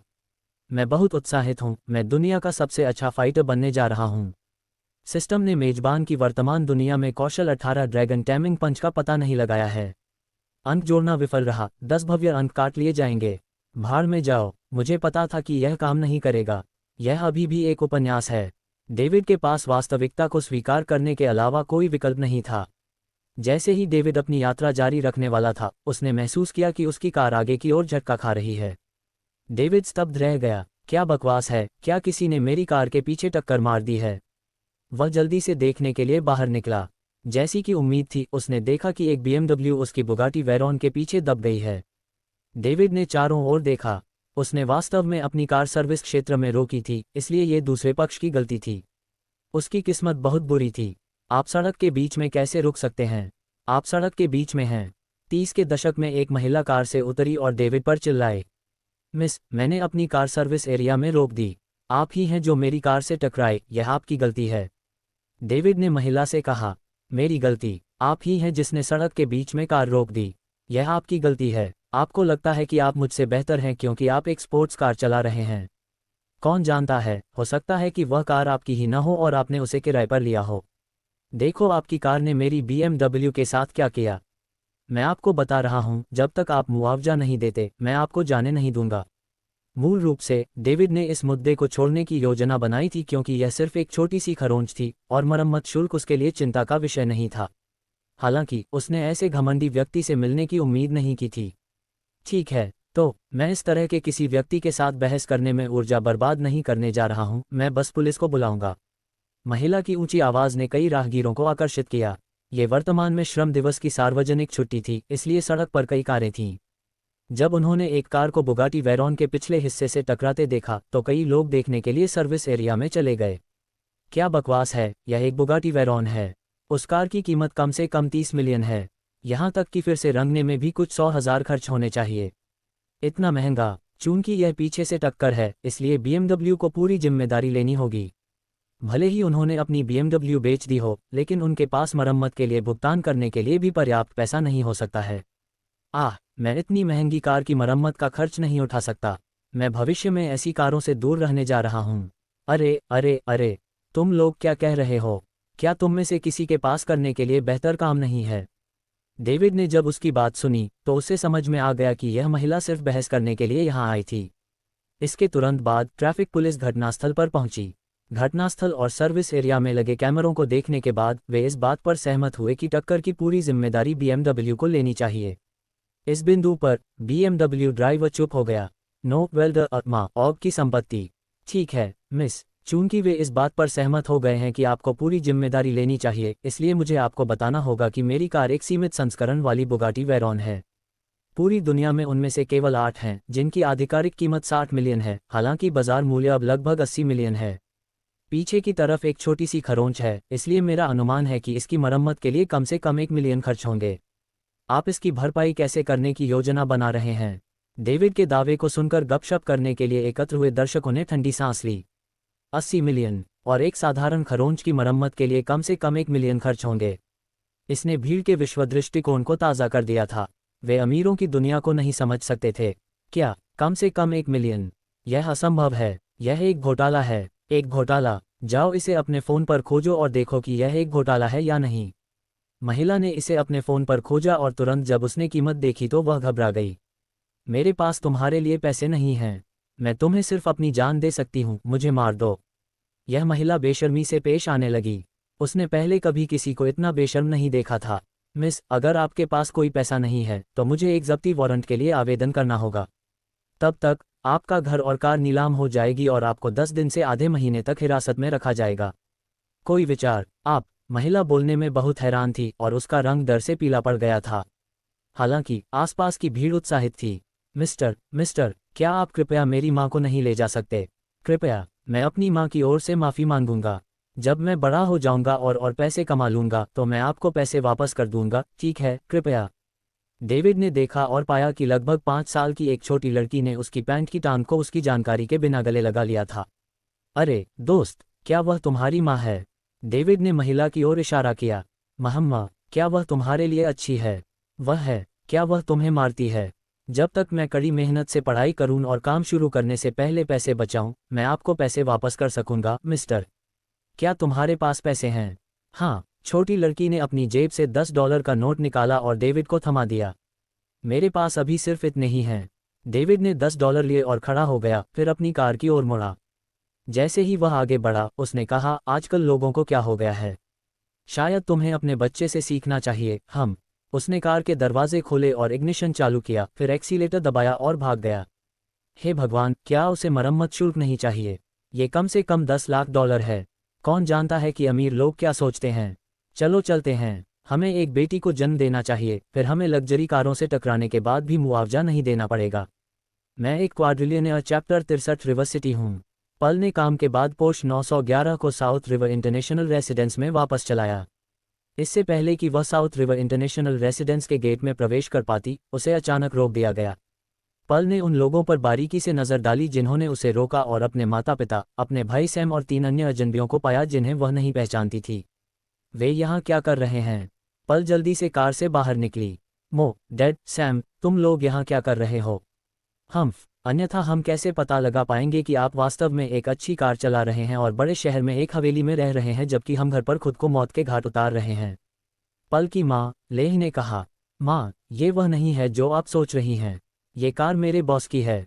पल ने समझाया। आपका बॉस आपको हर दिन अपनी कार चलाने देता है। मैं कहीं नहीं जा रही हूँ। मैं अंदर रहना चाहती हूँ। मुझसे झूठ बोलने की कोशिश मत करो। तुम्हारा भाई पिछले कुछ दिनों से तुम पर नज़र रख रहा है और वह जानता है कि तुम अंदर रह रही हो। लेह ने साउथ रिवर इंटरनेशनल रेजिडेंस की ओर इशारा करते हुए कहा। माँ, वह मेरे बॉस का निवास है। मैं तुम लोगों को ऐसे ही अंदर नहीं ला सकती। बकवास। क्या बॉस? ये तुम्हारा बॉयफ्रेंड है ना? इसलिए तुम उसकी कार चला सकती हो और उसके घर में रह सकती हो। सिर्फ इसलिए कि तुम्हें अपना बॉयफ्रेंड मिल गया, तुम अपने माता पिता को भूलने की हिम्मत कैसे कर सकती हो? मैं परिवार की नियम पुस्तिका से एक पन्ना निकालकर तुम्हें सबक सिखाने जा रहा हूँ। पल के पिता बिली ने पल की ओर लकड़ी की छड़ी उठाते हुए कहा। पल को उम्मीद नहीं थी कि उसके पिता उसे अचानक मार देंगे। जब छड़ी उसके हाथ पर लगी तो दर्द से उसकी आंखों में तुरंत आंसू आ गए। वह हर महीने अपने परिवार को $20,000 भेजती रही है, जो कि इन सालों में उसके द्वारा कमाया गया सारा पैसा है। फिर भी अब उसे बुरी तरह डांट पड़ रही थी। फिर भी वह कुछ नहीं कर सकती थी क्योंकि वे उसके परिवार के सदस्य थे। उसके पास उन 6 लोगों को अंतर्राष्ट्रीय निवास में लाने के अलावा कोई और विकल्प नहीं था। पल ने सोचा कि चूंकि यह सार्वजनिक अवकाश था, इसलिए डेविड रिवर सिटी के बजाय अपने गृहनगर में होगा। निवास में प्रवेश करते ही 6 मेहमान दंग रह गए। उन्होंने टेलीविज़न पर भी ऐसा आलीशान घर नहीं देखा था। मिन्नी का पूरा परिवार इतना दंग रह गया कि कुछ भी बोल नहीं पाया।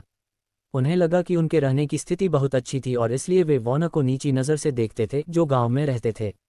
अब जाकर उन्हें एहसास हुआ कि वे कितने संकीर्ण सोच वाले थे। मिन्नी के माता पिता अब सैम को घृणा के बजाय खुशी से देख रहे थे। अगर उसकी बहन इतने अच्छे घर में रह सकती है तो सैम खुद भी बहुत दूर नहीं होगा। यहाँ बहुत भव्य है। पल, सजावट, नज़ारा, ये जगह टीवी पर जो हम देखते हैं उससे भी ज़्यादा शानदार है, सैम ने कहा और फर्श से छत तक की खिड़कियों के पास गया। वह कल्पना करने लगा कि यहाँ हर दिन उसका जीवन कैसा होगा। यह इतना बड़ा घर था, इसलिए उसे और मिन्नी को रहने में कोई समस्या नहीं होनी चाहिए। मेहमान जल्द ही अपने दिवास्वप्न से बाहर आ गए। वे शुरू में इस घर में जगह से बाहर महसूस कर रहे थे, लेकिन तुरंत आराम से महसूस किया जब उन्हें एहसास हुआ कि यह उनकी बेटी का घर है और इसलिए यह उनका अपना घर है। इस समय पल ने पूछा, तो माँ पिताजी, आप यहाँ किस लिए हैं? बिली ने मिन्नी और उसके माता पिता की ओर इशारा किया और उनका परिचय कराया। यह मिन्नी है, आपके भाई की प्रेमिका, और ये मिन्नी के माता पिता हैं। हम तुम्हारे भाई की शादी की योजना बना रहे हैं, इसलिए हमें उसके लिए घर और कार खरीदने के लिए 5 मिलियन दे दो। पल इस सब की मूर्खता पर हंसना चाहती थी। ये सर्वाधिकार कॉपीराइट नोवेल ड्रामा ऑग का है। उसके पिता जीवन भर किसान रहे थे, इसलिए यह असंभव था कि वह $5 मिलियन सीधे मांगते। वह शायद ये भी नहीं जानते होंगे कि 5 मिलियन से कितना कुछ खरीदा जा सकता है। इस प्रकार 5 मिलियन का विचार सैम का ही रहा होगा। मेरे पास उस तरह का पैसा नहीं है, पल ने कहा। तो फिर आप कितना योगदान देने की योजना बना रहे हैं? बिली ने पूछा। जब सैम ने ये राशि सुझाई तो उसे भी लगा कि 5 मिलियन बहुत ज्यादा है। मैं एक भी सेंट का योगदान नहीं दूंगा। क्या तुम चाहते हो कि मैं तुम्हें फिर से मारूं? बिली ने दहाड़ते हुए कहा। तुम मुझे मार डालो, लेकिन मैं तुम्हें एक पैसा भी नहीं दूंगा। तुम शापित लड़की, तुम मुझे गुस्सा दिलाने और मुझे दिल का दौरा देने की कोशिश कर रही हो, है ना?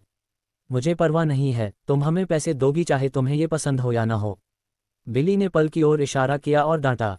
पल की आंखों में आक्रोश के आंसू भर आए और वह उस पर चिल्लाई, तुमने हमेशा उसका पक्ष लिया है, सिर्फ इसलिए कि वह एक लड़का है। तुम उसे वह सब देते हो जो तुम दे सकते हो, जबकि मुझे अपने विश्वविद्यालय की फीस का भुगतान करने के लिए अपना पैसा खुद बनाना पड़ता है। तुमने मेरे लिए क्या किया है? वह विश्वविद्यालय जाना चाहता है, लेकिन हम इसे वहन नहीं कर सकते। ठीक है, मैं उसके लिए पैसे उधार लूंगा और अपनी कमाई से जितना संभव हो सके उतना बचाकर धीरे धीरे उसे वापस कर दूंगा। मैं अपने ऊपर जितना संभव हो उतना कम खर्च करता हूँ। क्या तुम जानते हो कि मैं किस तरह का जीवन जी रहा हूँ? मैं कुपोषण के कारण काम पर बेहोश भी हो चुका हूँ। मेरा काम उसके बाद और बेहतर हो गया और मैंने अपनी कमाई का एक छोटा हिस्सा ही खर्च के लिए रखा। मैंने सब कुछ तुम्हारे घर वापस भेज दिया, तो तुम मुझसे और क्या चाहते हो? और तुम बदमाश, तुमने विश्वविद्यालय में क्या सीखा हो? तुमने कृतज्ञता का एक अंश भी नहीं दिखाया और अब तुम मुझसे $5 मिलियन चाहते हो। तुम मुझे क्या समझते हो, एटीएम? मैं अभी तुम्हें स्पष्ट कर दूं, मैं अब से तुम लोगों को एक पैसा भी नहीं दूंगा। सर्वाधिकार कॉपीराइट एंड जीरो वेल्ड्रम ऑग से संबंधित है। पल ने बहुत लंबे समय तक इसे अपने अंदर दबाए रखा था। चाहे वह कितना भी अच्छा प्रदर्शन करे, घर पर उसे कभी भी एक मूल्यवान व्यक्ति के रूप में नहीं पहचाना गया, क्योंकि वह एक लड़के के बजाय एक लड़की के रूप में पैदा हुई थी। इससे कोई फर्क नहीं पड़ता कि वह हर परीक्षा में प्रथम स्थान प्राप्त करती है, क्योंकि उसके माता पिता कभी भी उसकी प्रशंसा या मान्यता से नहीं चूकते। हालांकि सैम को उसके माता पिता का प्यार और देखभाल मिली, चाहे उसने कितनी भी परेशानी क्यों न पैदा की हो। सैम को बस उसके बारे में बताना था और उसे तुरंत पीटा जाता। जब वह विश्वविद्यालय में गई तो उसे लगभग पढ़ाई छोड़नी पड़ी, क्योंकि उसके माता पिता इसके लिए पैसे देने को तैयार नहीं थे। उन्होंने कहा कि महिलाओं को पढ़ाई करने की ज़रूरत नहीं है, क्योंकि उनकी शादी वैसे भी होने वाली है, इसलिए उसे परिवार का पेट पालने के लिए काम करना शुरू कर देना चाहिए। अगर उसे अपने शिक्षक की स्पॉन्सरशिप और पार्ट टाइम जॉब न मिलती तो वह शायद अंत में ग्रेजुएट नहीं हो पाती। अब उसके माता पिता उसके भाई की शादी के लिए उससे $5 मिलियन मांगने आए हैं। वह 5 मिलियन कहाँ से लाएगी? उसे शायद प्रमोशन मिल जाता, लेकिन डेविड ने कभी वेतन वृद्धि के बारे में कुछ नहीं कहा। पल के अचानक भड़कने से वहां मौजूद सभी लोग चुप हो गए, खास तौर पर लेह और बिली, क्योंकि उनकी हमेशा आज्ञाकारी बेटी ने अचानक उन पर पलटवार किया था। वे एक पल के लिए बोलने के लिए बहुत स्तब्ध थे। मुझे परवाह नहीं है, जब तक आप हमें पैसे नहीं देंगे हम यहाँ से नहीं जाएंगे, लेह ने बेशर्मी से कहा। अगर ऐसा है तो मैं आपको सच बता दूं, मेरे मालिक को मुझ पर दया आ गई, इसीलिए उन्होंने मुझे यहाँ रहने दिया। क्या आप जानते हैं कि इस घर की कीमत कितनी है? पल ने उनके अनुमान लगाने का इंतजार नहीं किया और उन्हें जवाब बता दिया, 400 मिलियन। 400 मिलियन! हे भगवान, उन्हें नहीं पता था कि 400 मिलियन कितने होते हैं, लेकिन यह उनके शहर की एक पूरी सड़क खरीदने के लिए पर्याप्त होना चाहिए। उन्होंने तब भी इस पर विश्वास करने से इनकार कर दिया जब सैम ने कहा कि पल जिस घर में रहती है उसकी कीमत कम से कम 50 मिलियन है। कोई भी घर इतना महंगा नहीं हो सकता। केवल अब उन्हें एहसास हुआ कि 50 मिलियन बहुत कम थे। क्या आप जानते हैं कि 400 मिलियन कितने होते हैं? इस घर में कुछ भी घर वापस एक पूरा घर खरीदने के लिए पर्याप्त है। अगर आप नहीं जा रहे हैं तो मैं जाऊंगा। बस मुझे दोष न दे जब सुरक्षा गार्ड यहाँ आते हैं और चोरी के लिए आप लोगों को पकड़ना शुरू करते हैं। इस तरह के उच्च वर्ग के क्षेत्र में घुसने और तोड़ने पर आपको लगभग 10 साल की जेल हो सकती है, आप जानते हैं। पल ने बोलना समाप्त करते ही जाने के लिए मुड़कर कहा, ठीक वहीं रुक जाओ, हमारे खिलाफ विद्रोह करने की तुम्हारी हिम्मत कैसे हुई, तुम शापित लड़की हो। बिली पल को मारने के लिए खड़ा हुआ, लेकिन लेई ने उसे रोक लिया। पिताजी, जब से मैं छोटा था आपने मुझे कभी भी शापित लड़की के अलावा कुछ नहीं कहा, आप जानते हैं मैं आपकी बेटी हूँ, फिर भी मैं आपके लिए उन बाहर के भिखारियों से कम मायने रखती हूँ, पल ने अपनी आंखों में आंसू भरकर कहा। सैम भी हैरान था, उसने शुरू में सोचा था कि जब तक वह अपने माता पिता को बुलाएगा पल उसे वह सब कुछ देगा जो वह चाहता है। आखिरकार चीजें हमेशा ऐसी ही होती हैं, लेकिन इस बार चीजें योजना के अनुसार नहीं हुई। पल, चुप रहो, मुझे पता है तुम क्या योजना बना रही हो। तुमने माँ और पिताजी को बुलाया ताकि मैं उनके दबाव में आ जाऊं। पल ने फिर उन्हें अनदेखा किया और दरवाजे की ओर चल पड़ी। कमरे में मौजूद दूसरे लोग तुरंत उसके पीछे पीछे खड़े हो गए। वे शहर से नहीं थे और अगर उन्हें 10 साल के लिए जेल में डाल दिया जाता तो उनके पास मदद के लिए कोई नहीं था। जैसे ही पल दरवाजे पर पहुंची, मुख्य दरवाज़ा बाहर से खुल गया। मैं एक क्वाड्रिलियनियर हूँ। अध्याय 65। जब तक डेविड रिवर सिटी पहुंचा तब तक अंधेरा हो चुका था। यदि वह रास्ते में फंस न जाता तो वह बहुत पहले पहुंच जाता। थक कर वह साउथ रिवर इंटरनेशनल निवास पर लौट आया और अपने घर के दरवाजे खोले, केवल ये देखने के लिए कि पल लाल आंखों से जाने वाली है। हो मिस पल, क्या गड़बड़ है, क्या आप बाहर जा रही हैं? फिर उसने पल के पीछे खड़े लोगों को देखा। वे कौन हैं? पल ने डेविड को देखते ही अपने सीने में जकड़न महसूस की। क्या वह छुट्टियों में घर नहीं गया था? वह इतनी जल्दी वापस क्यों आ गया? और अब तो और भी ज्यादा। माफ करना मिस्टर लिडेल, ये लोग मेरे परिवार के सदस्य हैं। वे घर से मुझसे मिलने आए थे, इसलिए मैंने सोचा कि मैं उन्हें यहाँ बैठने के लिए ले आता हूँ। मैं उन्हें अभी बाहर दिखा दूंगा, पल ने घबराकर उत्तर दिया। उसे डर था कि डेविड नाराज हो जाएगा। इतनी रात को तुम कहाँ जा रहे हो? यहाँ बहुत सारे कमरे हैं, रात को क्यों नहीं रुक जाते? डेविड ने पूछा। पल ने मामले की गंभीरता पर बहुत ज्यादा विचार किया था। घर वैसे भी रहने के लिए होते हैं। इस घर में कई कमरे थे और इसमें निश्चित रूप से ये 6 मेहमान रह सकते थे। डेविड को उन्हें ठहराने में कोई आपत्ति नहीं थी। नहीं नहीं, कोई बात नहीं मिस्टर लिडेल, मैंने उनके लिए पहले से ही होटल के कमरों की व्यवस्था कर दी है, इसलिए मैं। बिली ने पल को बीच में टोका। तुम इस शापित लड़की के बॉयफ्रेंड होगे, है न? तुम पहले से ही साथ रह रहे हो, इसलिए जल्दी से जल्दी शादी कर लो। हम भले ही एक महत्वहीन परिवार हों, लेकिन फिर भी उचित रस्में निभानी हैं। हम ज्यादा कुछ नहीं मांग रहे हैं, बस $10 मिलियन और रिवर सिटी में तुम्हारे भाई के लिए एक घर और कार। ये बहुत महंगा नहीं होना चाहिए, और अगर तुम इतना महंगा घर खरीद सकते हो तो मुझे यकीन है कि ये मांगे तुम्हारे लिए कोई मायने नहीं रखती, है न? डेविड दंग रह गया। शापित लड़की? क्या वह पल के बारे में बात कर रहा है? किस तरह का पिता अपनी बेटी को ऐसा कहता है? और वह मुझे पल का बॉयफ्रेंड समझ रहा है। लेकिन ये देखते हुए कि हम एक ही घर में रहते हैं, मुझे लगता है कि यह समझ में आता है कि लोग सोचते हैं कि हम साथ रह रहे हैं। इस गलतफहमी को दूर करने का कोई तरीका नहीं है न? लेकिन $10 मिलियन और रिवर सिटी में एक घर और कार, ऐसा क्यों लगता है कि वह अपनी बेटी को बेच रहा है? डेविड ने पल की तरफ देखा लेकिन कुछ नहीं कहा। पल की छाती फूल गई और वह डर के मारे अपने पिता को घूरने लगी। उसके चेहरे पर बिना रुके आंसू गिर रहे थे और वह चिल्ला रही थी, पिताजी, ये बकवास बंद करो। ये कैसी बकवास है? आप पहले से ही साथ रह रहे हैं, यहाँ क्या स्पष्ट नहीं है? अगर वह आपको अपनी पत्नी नहीं बनाता है तो और कौन आपसे शादी करेगा? आप हमसे घर पर सम्मान के साथ रहने की उम्मीद कैसे करते हैं? बिली ने इनकार किया। ओह सर, मैं सिर्फ मिस पल का बॉस हूँ, मैं उसका प्रेमी नहीं हूँ। डेविड मदद नहीं कर सका लेकिन कह सका। बॉस? किस तरह का बॉस अपने कर्मचारी के साथ रहता है? आप बस जिम्मेदारी नहीं लेना चाहते हैं, है ना? बिली ने पूछा। डेविड अवाक रह गया। न केवल गलतफहमी हल नहीं हुई थी, बल्कि उसने खुद को भी निशाना बना लिया था। यह महसूस करते हुए कि बिली उसके पास जो भी स्पष्टीकरण है उसे सुनने वाला नहीं था, डेविड चुप रहा। पिताजी, कृपया अब बात करना बंद करें। क्या आप मुझे परेशान करने की कोशिश कर रहे हैं? पल अब जबकि उसके पिता ने उसकी बहन और बहनोई से रिवर सिटी में एक घर और कार खरीदने के लिए कहा है, तो उसे शायद वे चीजें मिल जाएं। ये तो बताने की ज़रूरत ही नहीं कि $10 मिलियन एक दिन उसके भी होंगे। एक बार जब उसके पास घर, कार और बचत हो जाएगी तो उसे काम करने की बिल्कुल भी ज़रूरत नहीं होगी। इसके बजाय वह बस गाड़ी चलाकर शहर का नज़ारा देख सकता था। मिन्नी और उसके माता पिता भी उत्साहित थे। अगर बिली की मांगें पूरी हो जाती तो वे अपनी बेटी की शादी सैम से करने में बहुत खुश होते। अगर उनके दामाद के पास $10 मिलियन के साथ साथ रिवर सिटी में एक घर और कार भी होती तो वे गर्व के साथ घर लौटते। पल ने अपने माता पिता और भाई के हाव भाव देखे। उसे दर्द और उथल पुथल देने के लिए बिल्कुल भी अपराधबोध नहीं था।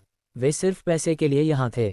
अगर डेविड दिवालिया हो जाता तो पल जानती थी कि उसका परिवार उन्हें अलग करने के लिए कुछ भी करेगा। यही कारण था कि जब उन्हें पता चला कि डेविड अमीर है तो वे अपनी बेटी को बेचने और उससे बड़ी रकम लेने के लिए इतने तैयार थे। उन्हें सिर्फ पैसे की परवाह थी। जब तक उनके पास पैसे थे, पल के साथ क्या हुआ यह उनकी चिंता का विषय नहीं था। इस पल को अचानक समझ आ गया।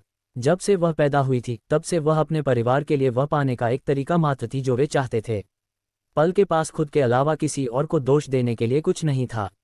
उसे लगता था कि परिवार सबसे ज्यादा मायने रखता है, इसलिए उसने अपनी कमाई का एक छोटा हिस्सा अपने लिए छोड़ दिया और बाकी घर वापस भेज दिया। इस पल उसे एहसास हुआ कि वह समुद्र में प्लवक का एक टुकड़ा मात्र थी, जिसके पास जाने के लिए कोई जगह नहीं थी और वह कहीं की नहीं थी। उसका दिल ठंडा हो गया। बिना एक और शब्द कहे पल मुड़ी और लिफ्ट में चली गई। ये सामग्री सर्वाधिकार कॉपीराइट नोवेल ड्रीम ऑग है। वह बस इस जगह को छोड़ना चाहती थी। डेविड को लगा कि स्थिति में कुछ गड़बड़ है, इसलिए वह जल्दी से पीछे पीछे चला गया और दरवाजे बंद होने ही वाले थे कि लिफ्ट में घुस गया। उन दोनों के चले जाने के बाद सैम और बाकी लोग उलझन में थे। उन्हें नहीं पता था कि क्या करना है। अंत में उन्होंने घर छोड़ने का फैसला किया क्योंकि यह उनका नहीं था। पल की धमकी काम कर गई क्योंकि वे नहीं चाहते थे कि उन्हें चोर समझ लिया जाए और जेल में डाल दिया जाए। I am a quadrillionaire chapter 66 river city का एक पार्क। डेविड और पल नदी के किनारे बैठे थे। पल ने डेविड को बताया कि पिछले 20 सालों में वह किस किस दौर से गुजर रही थी। डेविड चुपचाप सुनता रहा और कुछ नहीं बोला। मिस्टर लिडेल, क्या मैं बेवकूफ़ नहीं हूँ? वे जो चाहते हैं मैं उन्हें दे देता हूँ। अगर मेरे पास पैसे नहीं हैं तो मैं किसी और से उधार ले लूँगा और पैसे बचाकर कर्ज चुका दूंगा, पल ने पूछा जब वह बात खत्म कर चुकी थी। मिस पल, आप बेवकूफ़ नहीं हैं। आप बस बहुत भावुक हैं। आप जितना अधिक देती हैं उतना ही वे इसे हल्के में लेते हैं, डेविड ने विचार करने के बाद कहा। शायद, लेकिन मैंने उनके लिए पहले 20 साल जीने के बाद अगले कुछ दशक अपने लिए जीने का फैसला किया है। मिस पल, कृपया अपने माता पिता को कल रात के खाने के लिए होटल में आमंत्रित करें। मी लिडेल। पल रो पड़ी और डेविड की बाहों में झुक गई।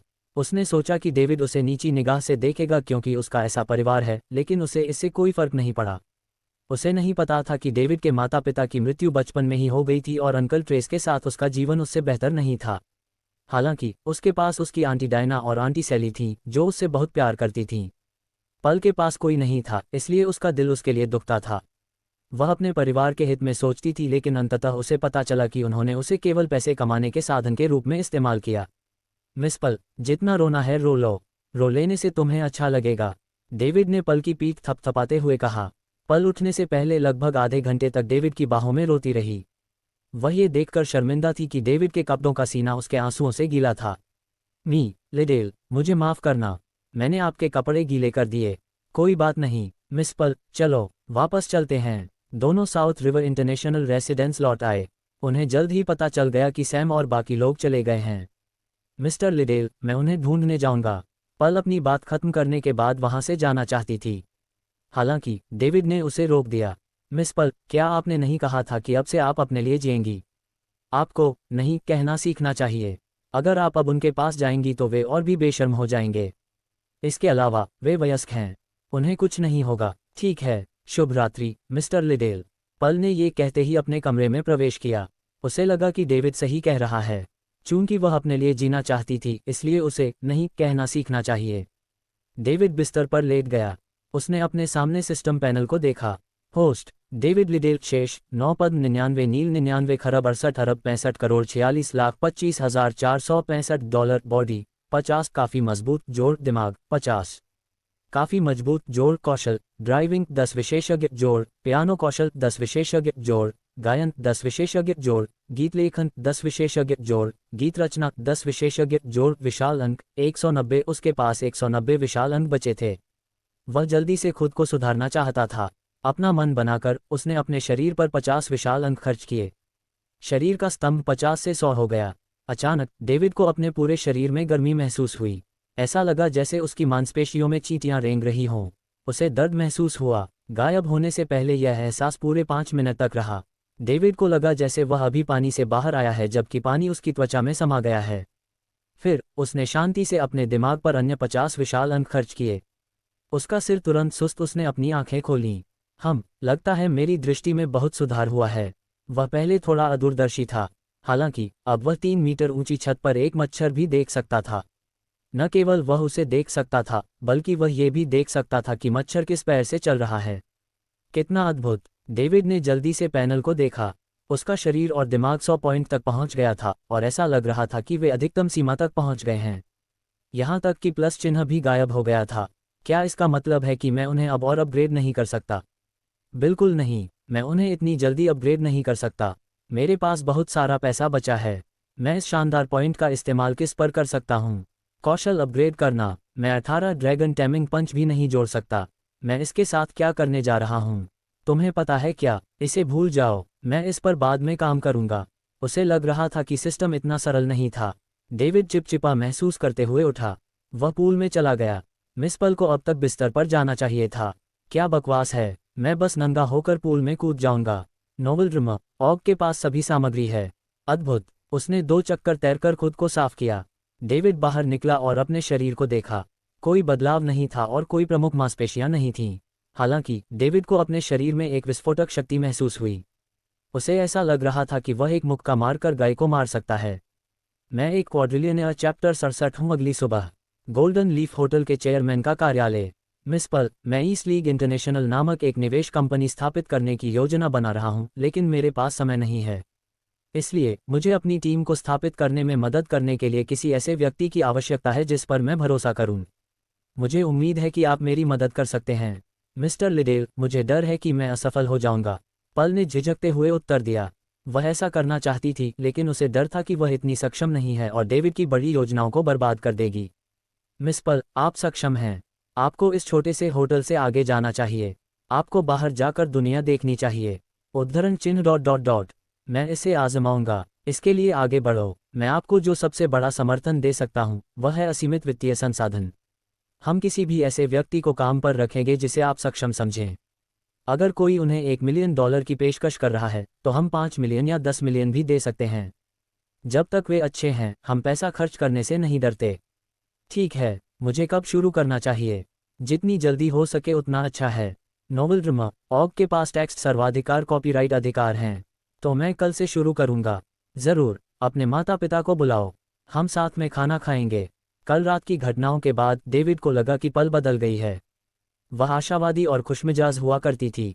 अब वह एक निर्दयी व्यवसायी बन रही थी। सच कहूं तो डेविड को अभी भी पुरानी पल पसंद थी, जो कभी कभी उसे थोड़ा अनजाने प्रलोभन देती थी। हालांकि कोई और रास्ता नहीं था। कुछ चीजों का अनुभव करने के बाद लोग बदल जाते हैं। दूसरी तरफ बिली और बाकी लोग एक नियमित होटल में रुके। सुबह सभी लोग इकट्ठा हुए और बिली के निर्णय का इंतजार करने लगे। पिताजी, आज हम क्या करें? सैम ने पूछा। हम क्या करें? हम सीधे उसके होटल जाएंगे और उसे ढूंढेंगे। लेकिन क्या होगा अगर मेरी बहन हमें देखना नहीं चाहती? वह हमें देखना नहीं चाहती। मैंने उसे जन्म दिया और इतने सालों तक उसका पालन पोषण किया, लेकिन अब जब वह एक अच्छी जिंदगी जी रही है, तो वह अपने पिता को स्वीकार नहीं करना चाहती है। फिर मैं उसके कार्यस्थल पर एक दृश्य बनाऊंगा ताकि वह अपने सहकर्मियों के सामने अपना सिर ऊंचा न रख सके। हाँ, चलो ऐसा करते हैं। अब जब वह बड़ी हो गई है तो हमसे छुटकारा पाना इतना आसान नहीं है। लेह ने कहा। मिन्नी के परिवार ने कुछ नहीं कहा, लेकिन उन्हें अभी भी उम्मीद है कि सैम को पल की मदद मिल सकती है। आखिरकार यह उनकी बेटी के भविष्य से संबंधित था। समूह गोल्डन लीफ होटल जा रहा था, जहां पल काम करती थी, जब पल ने फ़ोन किया और उन्हें रात के खाने के लिए होटल में चलने के लिए कहा। पिताजी, ऐसा लगता है कि पल ने समझौता कर लिया है। हम घर और कार लेने जा रहे हैं। सैम ने खुश होकर कहा।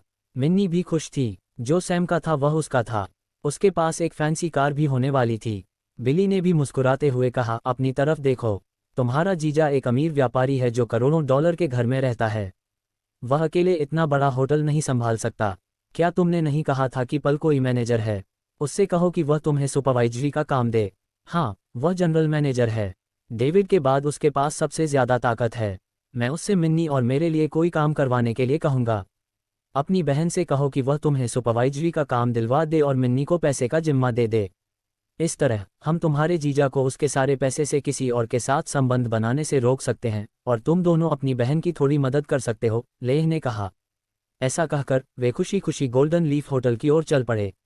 होटल पहुंचने पर वेटर उन्हें निजी कमरा नंबर 1 में ले गया। डेविड और पल पहले से ही अंदर बैठे थे और व्यंजन पहले से ही परोसे जा चुके थे। मेज पर रखे सभी व्यंजनों को देखकर वे थोड़ा सा घुटन महसूस करने लगे। उन्होंने टीवी पर राजाओं को इतना बढ़िया खाना खाते हुए ही देखा था। वे कभी उम्मीद नहीं करते कि वे भी ऐसा खाना खा सकेंगे। चाचा और चाची, आप बहुत दूर से आए हैं। मैं आज आपके लिए खाना बनाऊंगा। आप अपना खाना बनाए। अगर यह काफ़ी नहीं हुआ तो मैं किचन से और बनाने को कहूँगा, डेविड ने कहा। धन्यवाद, डेविड। सैम बैठ गया और उसे खाना देने में मदद की और कई अन्य लोग भी उसके पीछे पीछे बैठ गए। ये लॉबस्टर बहुत स्वादिष्ट है। मिन्नी, इसमें से कुछ खाओ। माँ और पिताजी, आप भी कुछ लॉबस्टर खाओ। ये केकड़ा इतना बड़ा क्यों है? माँ, ये किंग केकड़ा है। ये बहुत महंगा है। इनकी कीमत हजारों डॉलर प्रति के हिसाब से है। यह क्या है? ये काला है और मुंह में डालते ही पिघल जाता है। इसका स्वाद बहुत अच्छा है। ये कैवियर है। इसकी कीमत ज़्यादा है। यह अबालोन है। मैं भी इसे नहीं जानता। इसका स्वाद बेहतर है। यदि भोजन पर्याप्त नहीं है तो मिस पल से कहो कि रसोई को और बनाने के लिए कहें। डेविड, तुम जा सकते हो, सैम ने भोजन का एक कौर खाते हुए उत्तर दिया। डेविड चला गया, ये जानते हुए कि पल को अपने परिवार से कुछ कहना है। वह उसके निर्णय में हस्तक्षेप करने के लिए वहां नहीं रहना चाहता था। वह वैसे भी जो भी निर्णय लेगी वह उसका समर्थन करेगा। डेविड के जाने के कुछ क्षण बाद पल बोली, अपना सामान पैक करो और खाना खाने के बाद घर चले जाओ। मैं तुम्हें हर महीने समय पर पैसे ट्रांसफ़र करूंगी। पल, मैं अब वापस नहीं जाना चाहती। तुम मेरे लिए यही नौकरी का इंतजाम क्यों नहीं करती? सैम ने कहा। पल ने इसके बारे में सोचा। यह अच्छी बात होगी अगर सैम वहां काम कर सके, इसलिए उसने कहा, मुझे अपना विश्वविद्यालय का डिप्लोमा दो और मैं देखूंगी कि कौन सा पद तुम्हारे लिए उपयुक्त है। सैम को थोड़ा घबराहट महसूस हुई। वह पहले भी पल से डरता था, लेकिन आज की तरह नहीं। पल की निगाहों ने उसे सिहरन पैदा कर दी। अंत में उसके पास कहने के अलावा कोई विकल्प नहीं था। ठीक है पल, मैं विश्वविद्यालय नहीं गया। ओह, तुम विश्वविद्यालय नहीं गए? मैंने तुम्हें विश्वविद्यालय भेजने के लिए जो पैसे बचाए थे उनका क्या हुआ? पल ने गहरी सांस लेने के बाद पूछा। ठीक है, मैंने उस समय जुए में कुछ पैसे खो दिए थे, इसलिए मुझे तुमसे झूठ बोलने और यह कहने के लिए मजबूर होना पड़ा कि मुझे विश्वविद्यालय में दाखिला मिल गया है, सैम ने कांपते हुए कहा। तो पूरे परिवार ने मुझे धोखा देने की साजिश रची। मैंने अपनी सेहत की कीमत पर भी पैसे बचाए और पैसे बचाए जिससे मैं काम पर बेहोश हो गया, और तुमने मेरे बचाए हुए पैसे से अपने जुए के कर्ज चुकाए। बहन, हमारे पास कोई और विकल्प नहीं था। उन कर्ज वसूली करने वालों ने कहा कि अगर मैंने उन्हें पैसे नहीं चुकाए तो वे मेरा हाथ काट देंगे। माँ और पिताजी के पास तुमसे झूठ बोलने के अलावा कोई विकल्प नहीं था। पल, मुझे पता है कि मैं गलत था, लेकिन मैंने अपने तरीके बदल लिए हैं और तब से जुआ नहीं खेला है, सैम ने समझाया। मैं इसकी गवाही दे सकता हूँ। सैमी बदल गया है, लेह ने बीच में कहा। पल ने कुछ गहरी सांसें लीं, अपने गुस्से को शांत करने की पूरी कोशिश की। मैं एक क्वाड्रिलियनियर अध्याय 68 हूँ। पल ने कुछ गहरी सांसें लीं, अपने गुस्से को शांत करने की बहुत कोशिश की। ठीक है, आप नीचे एक वेटर के रूप में शुरू कर सकते हैं। पल, मैं वेटर नहीं बनना चाहता। मुझे पर्यवेक्षक की नौकरी दे दो और मिन्नी को पैसों का प्रभारी बना दो। इस तरह हम डेविड को पैसे होने पर उसके साथ संबंध बनाने से रोक सकते हैं। मैं वह सब कुछ जो वह करता है आपको रिपोर्ट करने का वादा करता हूँ। माँ ने हमें आपकी मदद करने के लिए कहा है, सैम ने बहादुरी से कहा। पल गुस्से से हंस पड़ी। पर्यवेक्षी नौकरी, उसे पैसों का प्रभारी बना दो। मेरी मदद करो। वे डेविड को लूटने की कोशिश कर रहे हैं। क्या वे ये भी सोचते हैं कि यह होटल भविष्य में वॉर्नर परिवार का होने वाला है? उनकी ऐसा सोचने की हिम्मत कैसे हुई? क्या आपको लगता है कि आप इसे मैनेज कर सकते हैं? पल ने बोलना समाप्त किया। सभी ने खाना बंद कर दिया। उन्होंने चौंक कर उसकी ओर देखा। एक भोजन के लिए $1 मिलियन, यह पागलपन था। पल, आपने कहा कि हमने ये भोजन कितने में किया? सैम ने अपना भोजन निगल लिया और फुसफुसाए। इस भोजन की कुल लागत $1 मिलियन है। भीड़ काफ़ी देर तक चुप रही। सदमा कम होने के बाद लेह ने कहा, क्या आप हर महीने इतना पैसा कमाते हैं? ऐसा लगता है कि आपकी पसंद अच्छी है। तो हम वापस नहीं जा रहे हैं। हमने जीवन भर कड़ी मेहनत की है। यह आनंद लेने का समय है। चूंकि आप इतने अमीर हैं तो आइए सैमी को एक घर और कार दिला दें ताकि वह शादी कर सके और घर बसा सके, बिली ने कहा। पल ने परिवार को देखा, अवाक। वे सभी एक जैसे थे। वह दुखी थी कि वह ऐसे परिवार में पैदा हुई। मैं थोड़ी देर के लिए बाहर जा रही हूँ। पल बोलने के बाद उठकर चली गई। वह निराश थी। उसके पूरे परिवार ने उसे धोखा देने की साजिश रची थी। उन्होंने सैम के जुए के कर्ज को चुकाने के लिए उसके द्वारा बचाए गए पैसे ले लिए। अगर वे उन्हें आज वह दे सकते जो वे चाहते हैं तो वे कल और मांगेंगे। वे कभी संतुष्ट और आभारी नहीं होंगे। उन्होंने बस लिया। वह इन लोगों को अब और नहीं देखना चाहती थी। भीड़ खाना जारी रखती थी। $10 लाख की कीमत वाला यह खाना न खाना बर्बादी होगी। उसी समय पल चेयरमैन के कार्यालय में गई। डेविड बोरियत से अपने सेल फोन से खेल रहा था। अरे मिस पल, आप इतनी जल्दी ऊपर क्यों आ गईं? मिस्टर लिडेल, मैं जाना चाहती हूँ और उन्हें फिर कभी नहीं देखना चाहती। पल ने कहा, ये पाठ सर्वाधिकार कॉपीराइट नोवेल ड्रामा ऑग है। क्या आप अभी जाना चाहते हैं? उनका क्या मैं उन्हें कुछ पैसे दे दूं? डेविड ने पूछा। उसे शक था कि पल के परिवार ने उसे कुछ ठेस पहुंचाने वाली बात कही होगी, जिससे वह इतनी तीखी प्रतिक्रिया कर रही थी। चूंकि पल ने अपना मन बना लिया था, इसलिए वह उसका समर्थन करेगा। कृपया मत करो। अगर आप उन्हें कुछ भी देंगे तो ये कभी खत्म नहीं होगा। वे कभी संतुष्ट नहीं होंगे। तो क्या मुझे उन्हें अनदेखा करना चाहिए? हाँ, उन्हें अनदेखा करो। अगर वे होटल में कोई परेशानी पैदा करते हैं तो बस पुलिस को इसकी सूचना दें और उन्हें 2 दिनों के लिए पुलिस स्टेशन में डाल दें। ठीक है, आप सबसे पहले कहाँ जाने की योजना बना रही हैं, मिस पल? मैं स्प्रिंगफील्ड जा रहा। जब तुम वापस आओगे तो मैं तुम्हारे लिए एक जश्न का रात्रिभोज आयोजित करूंगा। धन्यवाद, मी लिडेल। बिली और बाकी लोगों को पता नहीं था कि पल अभी अभी स्प्रिंगफील्ड के लिए रवाना हुआ था। वे पहले ही बहुत कुछ खा चुके थे, लेकिन $1 मिलियन की कीमत वाले व्यंजनों को छोड़ना उनके लिए संभव नहीं था। इसलिए उन्होंने अंततः खाने में 3 घंटे बिता दिए। समूह ने अपना भोजन समाप्त करने के बाद निजी कमरे को छोड़ दिया और उन्हें वेटर द्वारा अध्यक्ष के कार्यालय में ले जाया गया।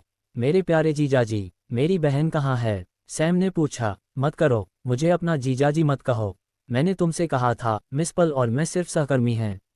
हमने कभी भी लाइन से बाहर कदम नहीं रखा है और मैं अभी भी एक विश्वविद्यालय का छात्र हूँ।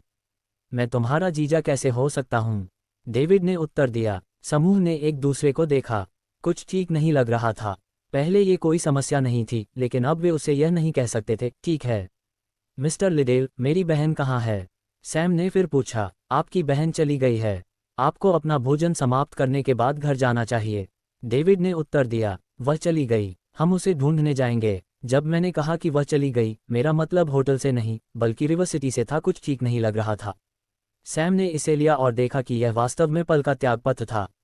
मिस्टर लिडेल, मेरी बहन ने इस्तीफा क्यों दिया? मैं इसे कैसे कहूँ? मिस पल सोचती है कि अगर वह यहाँ काम करती है तो आप उसे परेशान करते रहेंगे। वह आपकी आवश्यकताओं को पूरा नहीं कर सकती, इसलिए उसके पास छोड़ने के अलावा कोई विकल्प नहीं है, डेविड ने उत्तर दिया।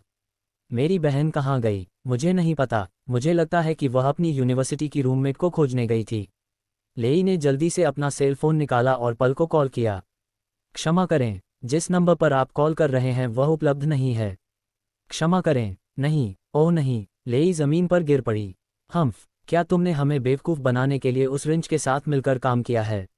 मैं तुम्हें बता रहा हूँ, जब तक वह बाहर नहीं आती, हम नहीं जा रहे। अगर तुम यहाँ नखरे करोगे तो ये तुम्हारी गलती होगी। मुझे कोई परवाह नहीं। जब तक वह बाहर नहीं आती मैं यहाँ रहूँगा। मुझे वैसे भी अच्छा भोजन और अच्छी ड्रिंक का आनंद मिलता है। बिली अविचल रहा। सर, जब मिस पल अभी भी यहाँ थी तब मैंने उनकी खातिर आपको होटल में सबसे अच्छा भोजन परोसा था। इस भोजन की कीमत लाखों डॉलर थी। लेकिन अब जब वह चली गई हैं तो मुझे आपके साथ और विनम्र होने की आवश्यकता नहीं है। अगर तुम यहाँ नखरे करोगे तो मैं पुलिस को रिपोर्ट करने जा रहा हूँ। अगर तुम कुछ समय के लिए बंद हो गए तो अपनी प्रतिष्ठा खराब करने के लिए मुझे दोष मत देना। डेविड ने धीरे से कहा। निश्चित रूप से। जैसे ही डेविड ने ये कहा, वे डर गए। आखिरकार डेविड उनकी नज़र में एक बड़ा शख्स था। मुझे झांसा मत दो, मैं तुम्हें बता रहा हूँ। सर, मैं आपको कैसे धोखा दे सकता हूँ? मुझे मिस पल की स्थिति के बारे में थोड़ा बहुत पता है। वह भी आपकी ही बच्ची है, लेकिन आप उसके साथ इतना अलग व्यवहार क्यों करते हैं? अगर आपने मिस पल पर थोड़ा भी ध्यान दिया होता तो वह आज यहाँ से नहीं जाती। मिस पल जब यहाँ से गई तो उसने अपनी आंखें फाड़कर रोई। उसने कहा कि उसने आपको उसे पालने के लिए जो कुछ किया था उसका बदला चुका दिया है। वह आपको फिर कभी नहीं देखना चाहती। शायद आप उसे फिर कभी नहीं पाएंगे। बिली ने महसूस किया कि उसके सीने में क्रोध की लहर भर गई है और जब उसने डेविड की बात सुनी तो वह लगभग बेहोश हो गया। लेह ने जल्दी से बिली का समर्थन करने के लिए आगे कदम बढ़ाया। सैम ने भी अपने सिर में एक हलचल महसूस की। उसने जिस उज्ज्वल भविष्य की कल्पना की थी वह चला गया। मिन्नी के माता पिता ने मिन्नी को खींचकर बाहर निकाल दिया। वे बिली के साथ इतनी लापरवाही से पेश नहीं आना चाहते थे। क्या होगा अगर वे वास्तव में गिरफ्तार हो गए? मिन्नी, सैम चिल्लाया। मिन्नी ने मुड़कर सैम को उदास होकर देखा। तुम इस हारे हुए व्यक्ति को क्यों देख रहे हो? उनके पास इतना अच्छा अवसर था, लेकिन उन्हें बस पल को दूर करना था। अब स्थिति देखिए, वे कुछ भी हासिल नहीं कर पाए। अपनी योग्यताओं के साथ वह कब घर और कार खरीद पाएगा? चलो मेरे साथ जल्दी से घर जाओ। उससे अपने संबंध तोड़ लो। मैं तुम्हें किसी बेहतर व्यक्ति से मिलवा दूंगी, मिसेज फुल ने मिन्नी को खींचते हुए कहा। इसके बजाय सैम को लगा कि वे स्वर्ग से नरक में गिर रहे हैं। बिली और लेह का भी खून खौल रहा था क्योंकि क्रोध ने उन्हें खा लिया था। अगर पल ने अपनी संपर्क जानकारी बदल दी तो वे उसे कहाँ ढूंढेंगे। पल ने उन्हें सालों तक हर महीने पैसे भेजे थे, इसलिए यह उनकी आदत बन गई थी। उन्होंने लंबे समय से काम नहीं किया था। वे गांव में हर किसी के लिए ईर्ष्या का विषय थे। एक अच्छी बेटी का पालन पोषण कर रहे थे और बिना काम किए खर्च करने के लिए पैसा रखते थे। क्या होगा अगर वे अचानक आर्थिक रूप से कट गए? क्या उन्हें सुबह बाहर जाने और शाम को घर लौटने के पुराने दिनों में वापस जाना होगा? हर दिन कड़ी मेहनत करनी होगी। गांव के लोग परिवार के बारे में क्या सोचेंगे? बूढ़े जोड़े को इस बारे में सोचने पर पछतावा हुआ। उन्हें घर पर रहना अच्छा लगता था। वे दिन भर सिर्फ पोकर खेलकर और टहलकर बिता सकते थे। ये सब उस बदमाश सैम की गलती थी। सी कंटेंट सर्वाधिकार कॉपीराइट नो वेल्थ डी ग्रामा ऑग द्वारा अनन्य। यदि वह नहीं होता तो वे अभी भी घर पर अपने जीवन का सबसे अच्छा समय बिता रहे होते। अब बढ़िया, उनके पास कुछ भी नहीं बचा था। बूढ़े जोड़े ने इस बात पर विचार नहीं किया कि उन्होंने पल के साथ कितनी कठोरता से व्यवहार किया था जब वह छोटी थी। उन्हें केवल सैम की बात सुनने और यहाँ तक आने का पछतावा था। वे सही थे, बेशक वह उनसे छुटकारा पाने के लिए पैसे दे सकता था। भले ही उन्होंने बहुत ज्यादा पैसे मांगे हों, डेविड उसे वहन कर सकता था। हालांकि डेविड उन्हें पैसे नहीं देना चाहता था।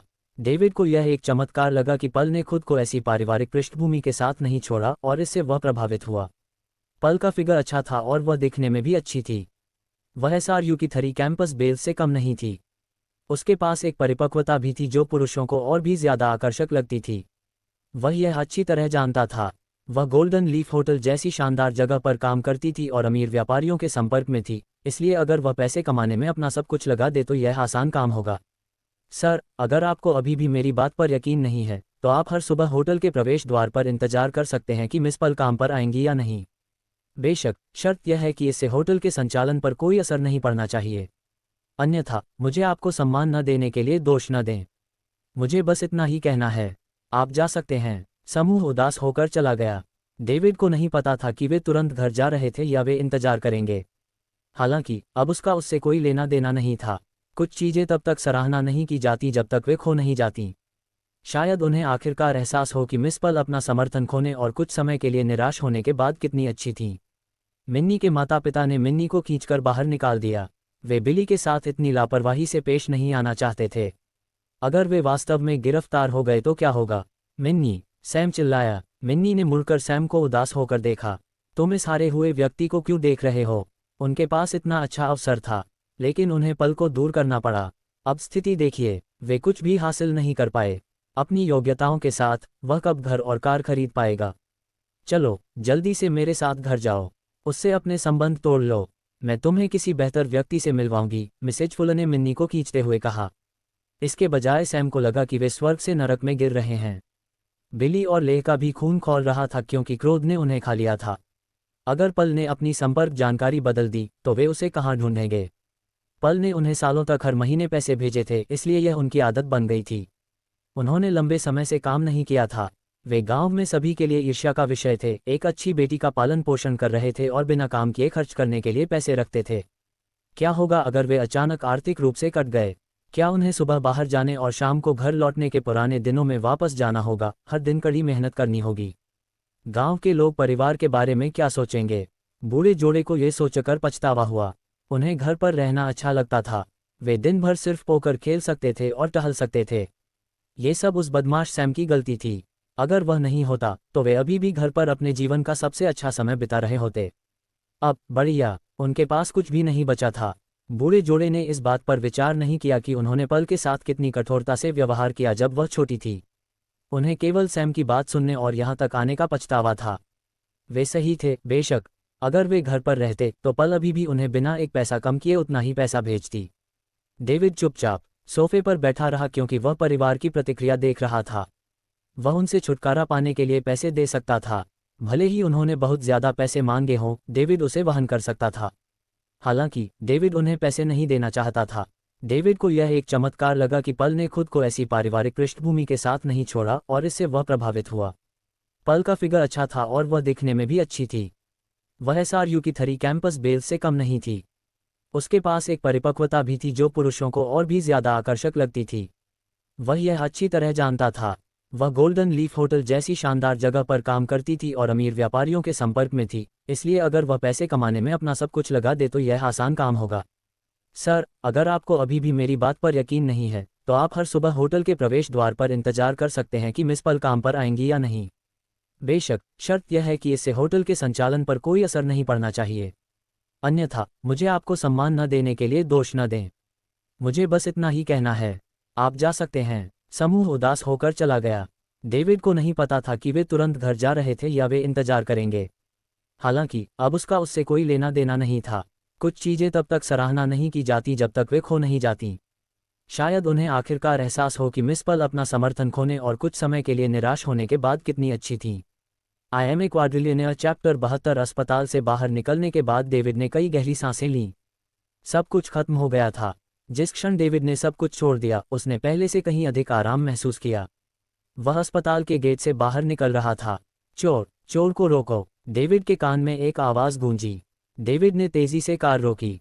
जब वह कार से उतरा तो उसने देखा कि कुछ ही दूरी पर एक युवक हाथ में एक बटुआ लेकर उसकी ओर दौड़ रहा था। कुछ दूरी पर एक 30 वर्षीय महिला उसका पीछा कर रही थी। चले जाओ, चले जाओ, क्या तुम मरना चाहते हो? युवक चिल्लाया और भागते समय अपने दूसरे हाथ में पकड़े खंजर से इशारा किया। डेविड अपने शरीर को अधिकतम सीमा तक अपग्रेड करने के बाद खुद को परखना चाहता था। चोर जमीन पर लेट गया और संघर्ष करने लगा, लेकिन फिर भी वह लोहे की चिमटी की तरह बड़े हाथ से मुक्त नहीं हो सका। एक पेशेवर, वह एक पेशेवर होना चाहिए। ये डेविड की पहली धारणा थी। डेविड का दिमाग अब अपने चरम पर पहुंच गया था और उसकी 6 इंद्रियां बहुत तेज थीं। जब वह आदमी पहले उसके पास से गुजरा था तो वह उस आदमी के शरीर से निकलने वाली तीव्र आभा को महसूस कर सकता था। डेविड ने करीब से देखा। क्या ये वह आदमी नहीं है जिसने अस्पताल में डॉक्टर से अपनी मां को बचाने की भीख मांगी थी? पॉल शॉ चिंता से भरे अस्पताल से बाहर चला गया। उसकी मां की बीमारी गंभीर थी और उसे ठीक करने के लिए बहुत सारे पैसों की जरूरत थी। हालांकि उसके पास कोई पैसा नहीं था। वह सालों से विदेश में भाड़े के सैनिक के रूप में काम कर रहा था। उसने बहुत पैसा कमाया था और जल्द ही अपने परिवार के लिए एक अच्छा जीवन प्रदान करने के लिए घर लौटने में सक्षम होगा। नोबल ड्रामा ऑग के पास ये सर्वाधिकार कॉपीराइट है, लेकिन जब वे अपना आखिरी सौदा पूरा करने ही वाले थे तो उन पर एक अज्ञात दल ने हमला कर दिया। जब वे बाहर भाषण दे रहे एक छोटे देश के अधिकारी की रक्षा कर रहे थे, उन 12 में से केवल 3 ही जीवित बचे। अपने देश लौटने के बाद तीनों ने अपना सारा पैसा अपने भाई बहनों के परिवारों को देने का फैसला किया, जिन्हें हमेशा के लिए विदेशी भूमि पर रहने के लिए मजबूर होना पड़ा। ऐसा इसलिए था क्योंकि वे कम से कम जीवित वापस आ गए थे, जबकि उनके भाई, जो वर्षों से उनके साथ अच्छे बुरे समय में रहे थे, हमेशा के लिए विदेशी भूमि पर रह गए थे। उसे उम्मीद नहीं थी कि उसकी मां की तबीयत इतनी जल्दी खराब हो जाएगी। अगर उसने सर्जरी में देरी की तो वह सबसे अच्छे इलाज के दौर से चूक जाएगी, लेकिन उसके पास इतनी जल्दी इतना पैसा कहाँ से आ सकता था? एक कहावत है कि एक पैसा भी नायक को असुविधा का कारण बन सकता है, इतना पैसा तो दूर की बात है। वह क्या कर सकता था? वह कई सालों तक विदेश में रहा था। उसके सबसे अच्छे दोस्त वे 2 लोग थे जो उसके साथ जिंदा वापस आए। हालांकि वे भी उसके जैसे ही गरीब परिवारों से थे, अन्यथा कोई भी पैसे के लिए अपनी जान जोखिम में डालने के लिए विदेश नहीं जाता। जब वे वापस आए तब तक उनके पास एक भी पैसा नहीं था। वे अभी जीविका चलाने के लिए संघर्ष कर रहे होंगे। उनसे मदद मांगना सिर्फ एक बूंद की तरह होगा। जैसे ही वह अस्पताल से बाहर निकला, उसने किसी को चोर को रोकने के लिए चिल्लाते हुए सुना। इसलिए वह सहज रूप से दौड़ा और चोर को काबू में कर लिया। उसने एक हाथ से चोर को जमीन पर दबा दिया। चाहे उसने कितनी भी कोशिश की, कोई फायदा नहीं हुआ। पीड़ित महिला ने जल्द ही उन्हें पकड़ लिया और पॉल से चोरी किया हुआ बटुआ ले लिया। धन्यवाद सर, महिला ने तुरंत उसे धन्यवाद दिया। इसका जिक्र मत करो, जल्दी करो और पुलिस को बुलाओ, पॉल ने जवाब दिया। ठीक है, हाँ। महिला ने अपना सेल फोन निकाला और पुलिस को फोन किया। कुछ मिनट बाद पुलिस आए और चोर को ले गई। महिला ने बार बार पॉल को धन्यवाद दिया और उसे धन्यवाद देने के लिए अपने बटुए से बहुत सारे पैसे निकाले। हालांकि उसने इनकार कर दिया। उसने पैसे के लिए चोर को नहीं पकड़ा। भले ही उसे इसकी आवश्यकता हो, वह इसे स्वीकार नहीं कर सकता था। जैसे ही वह जाने वाला था, एक आकृति ने उसका रास्ता रोक दिया। यदि वह बाईं ओर जाता तो आकृति उसे बाईं ओर रोक देती, और यदि वह दाईं ओर जाता तो आकृति उसे दाईं ओर रोक देती। ये कई बार दोहराया गया जब तक उसे एहसास नहीं हुआ कि व्यक्ति ने ये जानबूझकर किया था। इसका क्या मतलब है, यार? पॉल ने डेविड को देखते हुए पूछा। सर, क्यों ना हम कहीं जाकर बात करें? डेविड ने पूछा। मुझे नहीं लगता कि हम एक दूसरे को जानते हैं। मैं आपकी मां को बचाने के लिए पैसे दे सकता हूं। मुझे गलत मत समझिए, मैं अस्पताल में एक दोस्त से मिलने गया था। आखिर विदेश में भाड़े के सैनिकों की मंडली में भी बहुत कम लोग थे जो उसके लिए खतरा पैदा करते थे। उन्हें जल्द ही पास में एक पार्क मिल गया। चूंकि अभी भी सुबह थी, पार्क में ज़्यादा लोग नहीं थे। आपका नाम क्या है, सर? डेविड ने पूछा। मेरा नाम पॉल शॉ है। मिस्टर शॉ, मुझे पता है कि आपको अभी अपनी माँ को बचाने के लिए पैसों की सख्त ज़रूरत है। मैं आपकी माँ के लिए सबसे अच्छा अस्पताल, सबसे अच्छा उपकरण और सबसे अच्छी दवा ला सकता हूँ। लेकिन चाहे कुछ भी हो जाए, आपको 10 साल तक मेरी सेवा करनी होगी। आप क्या सोचते हैं? पॉल ने डेविड की ओर देखा। कमज़ोर दिखने के लिए तैयार नहीं। डेविड ने भी पॉल की ओर देखा। कुछ क्षण बाद पॉल ने कहा, ठीक है, लेकिन मैं केवल आपकी सुरक्षा के लिए जिम्मेदार हूँ। सौदा। डेविड ने अपना हाथ आगे बढ़ाया। पॉल ने भी अपना हाथ आगे बढ़ाया। उनके हाथ एक दूसरे से जुड़े हुए थे। वे एक किंवदंती बना रहे थे। आई एम ए क्वाड्रिलियन, अध्याय 73। मी शॉ, मेरा नाम डेविड लिडेल है। आप मुझे मी लिडेल कह सकते हैं। मी लिडेल, मुझे मी शॉ मत कहो, बस मुझे पॉल कहो। ठीक है पॉल, मैं तुम्हारे साथ अपने कौशल का परीक्षण करना चाहता हूँ। डेविड लंबे समय से अपने कौशल का परीक्षण करना चाहता था। जब से उसका शरीर और दिमाग दोनों अपने चरम पर पहुंच गए थे, डेविड ने न केवल बहुत मजबूत 6 इंद्रियों को महसूस किया, बल्कि उसके शरीर में एक अटूट ताकत भी थी। मी लिडेल, कृपया शुरू करें, पॉल ने कहा। वह ये भी देखना चाहता था कि वह युवक जो उसके लिए थोड़ा सा खतरा पैदा कर सकता है, क्या कर सकता है। दोनों आदमी 10 मीटर से अधिक दूरी पर खड़े थे। डेविड के पास कोई कौशल नहीं था। उसके पास केवल तीव्र भावना और शरीर में विस्फोटक शक्ति थी। उसने अपने शरीर में शक्ति को जुटाने की कोशिश की और उन्हें अपने पूरे शरीर में भरने दिया। सदमे के अलावा उसने वर्षों तक जीवन और मृत्यु के बीच भटकने से बनी एक खूनी आभा भी दिखाए। डेविड ने अपने पैरों से जोरदार किक मारी और जैसे ही पॉल ने उसे मुक्का मारा, उसका शरीर तुरंत उस पर टूट पड़ा। वे बस एक दूसरे के कौशल का परीक्षण कर रहे थे और डेविड को अपनी ताकत का स्पष्ट ज्ञान नहीं था, इसलिए उसने मुक्का मारने में अपनी आधी ताकत ही इस्तेमाल की। जब डेविड उसकी ओर बढ़ा तो पॉल को दबाव का एहसास हुआ। वह क्षण भर के लिए विचलित हो गया और पाया कि डेविड पहले से ही उसे मुक्का मार रहा था। उसने तुरंत अपने हाथों को जकड़ा और डेविड के मुक्का को रोकने के लिए उन्हें अपनी छाती के सामने मोड़ लिया। धमाका! डेविड ने पॉल को 7 या 8 मीटर दूर गिरा दिया और फिर रुक गया। डेविड वहीं रुक गया जहां पॉल पहले खड़ा था, मुस्कुराया और अपने दर्द भरे दाहिने हाथ को हिलाया। पॉल ने अपने लाल और सूजे हुए हाथ को देखा, उसका चेहरा सदमे से भरा हुआ था। डेविड जितना उसने सोचा था उससे कहीं ज्यादा ताकतवर था। पहले तो डेविड थोड़ा खतरनाक लगा, लेकिन उसने उसे गंभीरता से नहीं लिया। आखिरकार डेविड इतना छोटा था। वह सिर्फ 20 साल का लग रहा था। भले ही वह बचपन से ही अभ्यास कर रहा हो, लेकिन वह किसी ऐसे व्यक्ति का मुकाबला नहीं कर सकता था जो वर्षों से उसके जैसे युद्ध के मैदान में था। इसलिए यह अपरिहार्य था कि वह डेविड को थोड़ा नीचे देखता। हालांकि डेविड ने अभी अभी उसे 7 या 8 मीटर दूर से मुक्का मारा था और उसका हाथ थोड़ा लाल और सूज गया था। उसने डेविड को कम आंका था। आपसे हमेशा कोई बेहतर होगा। वह नहीं जानता था कि डेविड अपनी ताकत का केवल 50% ही इस्तेमाल करता है। कोई नहीं जानता था कि अगर वह ऐसा करता तो उसे कैसा महसूस होता। पॉल, तुम मेरे मुक्के के बारे में क्या सोचते हो? डेविड ने अपने अभी भी दर्द कर रहे दाहिने हाथ को हिलाते हुए पूछा। मिस्टर लिडेल, आप पहले व्यक्ति हैं जिनसे मैं आपकी उम्र में इतना अच्छा मिला हूँ। आप इतनी कम उम्र में इतने मजबूत हैं, मैं प्रभावित हूँ। मेरी उम्र का पहला व्यक्ति। तो आपने मुझसे बेहतर किसी को देखा है, बस उम्र में बड़ा। डेविड पॉल की टिप्पणियों से थोड़ा असंतुष्ट थे। मैंने पहले ही शरीर और दिमाग दोनों को अधिकतम तक अपग्रेड कर लिया है। क्या मुझसे बेहतर कोई और है? क्या इसका मतलब यह है कि मैं उनसे आगे नहीं निकल सकता? एक धोखा देने के बाद भी मैं अजेय नहीं हो सकता। ऐसा लगता है कि मुझे सिस्टम का अध्ययन करने की आवश्यकता है। पॉल, चलो आइए आपकी मां को दूसरे अस्पताल में ट्रांसफ़र करने और सर्जरी को पहले से निपटाने में मदद करें ताकि आप बिना किसी चिंता के मेरे साथ रह सकें। धन्यवाद मिस्टर लिडेल, पॉल ने उत्साह से कहा। डेविड ने साउथ रिवर प्रांत एससीसी चैट समूह में पूछा कि क्या कोई चैंपियन अस्पताल के शीर्ष प्रबंधन को जानता है। जल्द ही किसी ने जवाब दिया। चार्ल्स लूथर नामक एक व्यक्ति ने डेविड को जोड़ा और उन्हें चैंपियन अस्पताल के निदेशक से बात करने के लिए एक फ़ोन नंबर दिया। जब डेविड, पॉल और उसकी मां दोपहर में चैंपियन अस्पताल पहुंचे तो 1 दर्जन से ज़्यादा विशेषज्ञों की एक टीम पहले से ही प्रवेश द्वार पर इंतजार कर रही थी।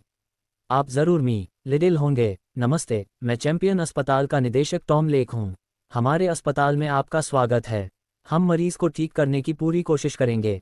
तो फिर शुक्रिया डॉक्टर लेक, आप बहुत दयालु हैं। मी लिडेल, ये हमारा काम है। इसके बाद 1 दर्जन से ज़्यादा विशेषज्ञों की एक टीम ने पॉल की मां की कई जांच की। निष्कर्ष ये निकला कि उन्हें उसकी बीमारी को और बिगड़ने से रोकने के लिए जितनी जल्दी हो सके ऑपरेशन करना होगा, और हर गुजरता दिन सर्जरी के जोखिम को बढ़ाता जा रहा था। इसलिए अस्पताल ने अगले दिन पॉल की मां की सर्जरी की व्यवस्था की। चैंपियन अस्पताल का प्रीमियम वार्ड। पॉल, क्या इतने अच्छे अस्पताल में बहुत ज्यादा पैसे लगते हैं? मां, चिंता मत करो, मैंने पैसे से जुड़ी समस्या हल कर दी है। तुम्हें बस शांति से ठीक होने पर ध्यान देना चाहिए। नोबल ड्रामा, ऑग ने इसे सर्वाधिकार कॉपीराइट रखा है। मैं अब अपनी बीमारी का इलाज नहीं करवाना चाहता। पैसे बचाकर पत्नी पाओ। तुम पहले ही 30 साल से ज्यादा के हो चुके हो और तुम्हारी पत्नी भी नहीं है। अपने पड़ोस में रहने वाले लड़के को देखो जो तुम्हारे साथ बड़ा हुआ है। उसका बेटा जूनियर हाई स्कूल में जाने वाला है। माँ, जल्दी करो और ठीक हो जाओ, और मैं तुम्हारे लिए एक पत्नी लाऊंगा जो तुम्हारे लिए एक स्वस्थ पोता पैदा करेगी, ठीक है? ठीक है, ठीक है, ठीक है। सुनिश्चित करो कि तुम अपना वादा निभाओ। मैं पूरी जिंदगी पोते पोतियों का इंतजार करता रहा हूँ। पॉल वार्ड से बाहर निकला और अपनी गीली आंखें पोंछीं। जिन लोगों के साथ उसने सबसे ज्यादा गलत किया वे उसके माता पिता थे। वह अपनी माँ को किसी पछतावे के साथ इस दुनिया से जाने नहीं देगा।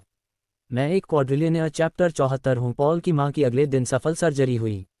सर्जरी साउथ रिवर प्रांत के शीर्ष चिकित्सा प्रोफेसरों द्वारा की गई थी और अस्पताल ने उनकी देखभाल के लिए 2 वरिष्ठ नर्सों को भेजा था। इसके बाद डेविड ने पॉल को अपनी बैंज जी क्लास दी और पॉल ने काम करना शुरू कर दिया। उसने डेविड की गुप्त रूप से रक्षा की। उसी समय सैम और उसका परिवार 2 हिस्सों में बंट गया। बिली और मैगी होटल के बाहर इंतजार कर रहे थे जबकि Sam south river international residence के प्रवेश द्वार पर इंतजार कर रहा था। ऐसा लग रहा था कि वे ऐसे ही जाने को तैयार नहीं थे। पल के वित्तीय समर्थन के बिना वे अपने भविष्य के बारे में अनिश्चित थे। डेविड ने ये देखने के लिए उन्हें अनदेखा कर दिया कि वे कितने समय तक चल सकते हैं। कम से कम यह उन्हें एक यादगार सबक सिखाएगा। पल से भी अच्छी खबर थी। बड़ी रकम के लालच में ईस्ट लीग इंटरनेशनल में पहले से ही दिलचस्पी रखने वाले लोग थे और वह उनके संपर्क में थी। एक निवेश कंपनी के रूप में ईस्ट लीग इंटरनेशनल पहले मजबूत वकीलों, बातचीत विशेषज्ञों और एक मूल्यांकन टीम की भर्ती करेगा। डेविड ने पल को जल्दी करने के लिए कहा और कहा कि अगर वह और पैसे खर्च करती है तो कोई बात नहीं। वे जल्द ही एंडी के साथ काम करने जा रहे थे और डेविड को उम्मीद थी कि भर्ती करने वाले मददगार हो सकते हैं। शाम, River City Fuller Golden Sands entertainment centre. Madison Patrick को अपनी कक्षा के पुनर्मिलन के लिए यहाँ लेकर आई थी।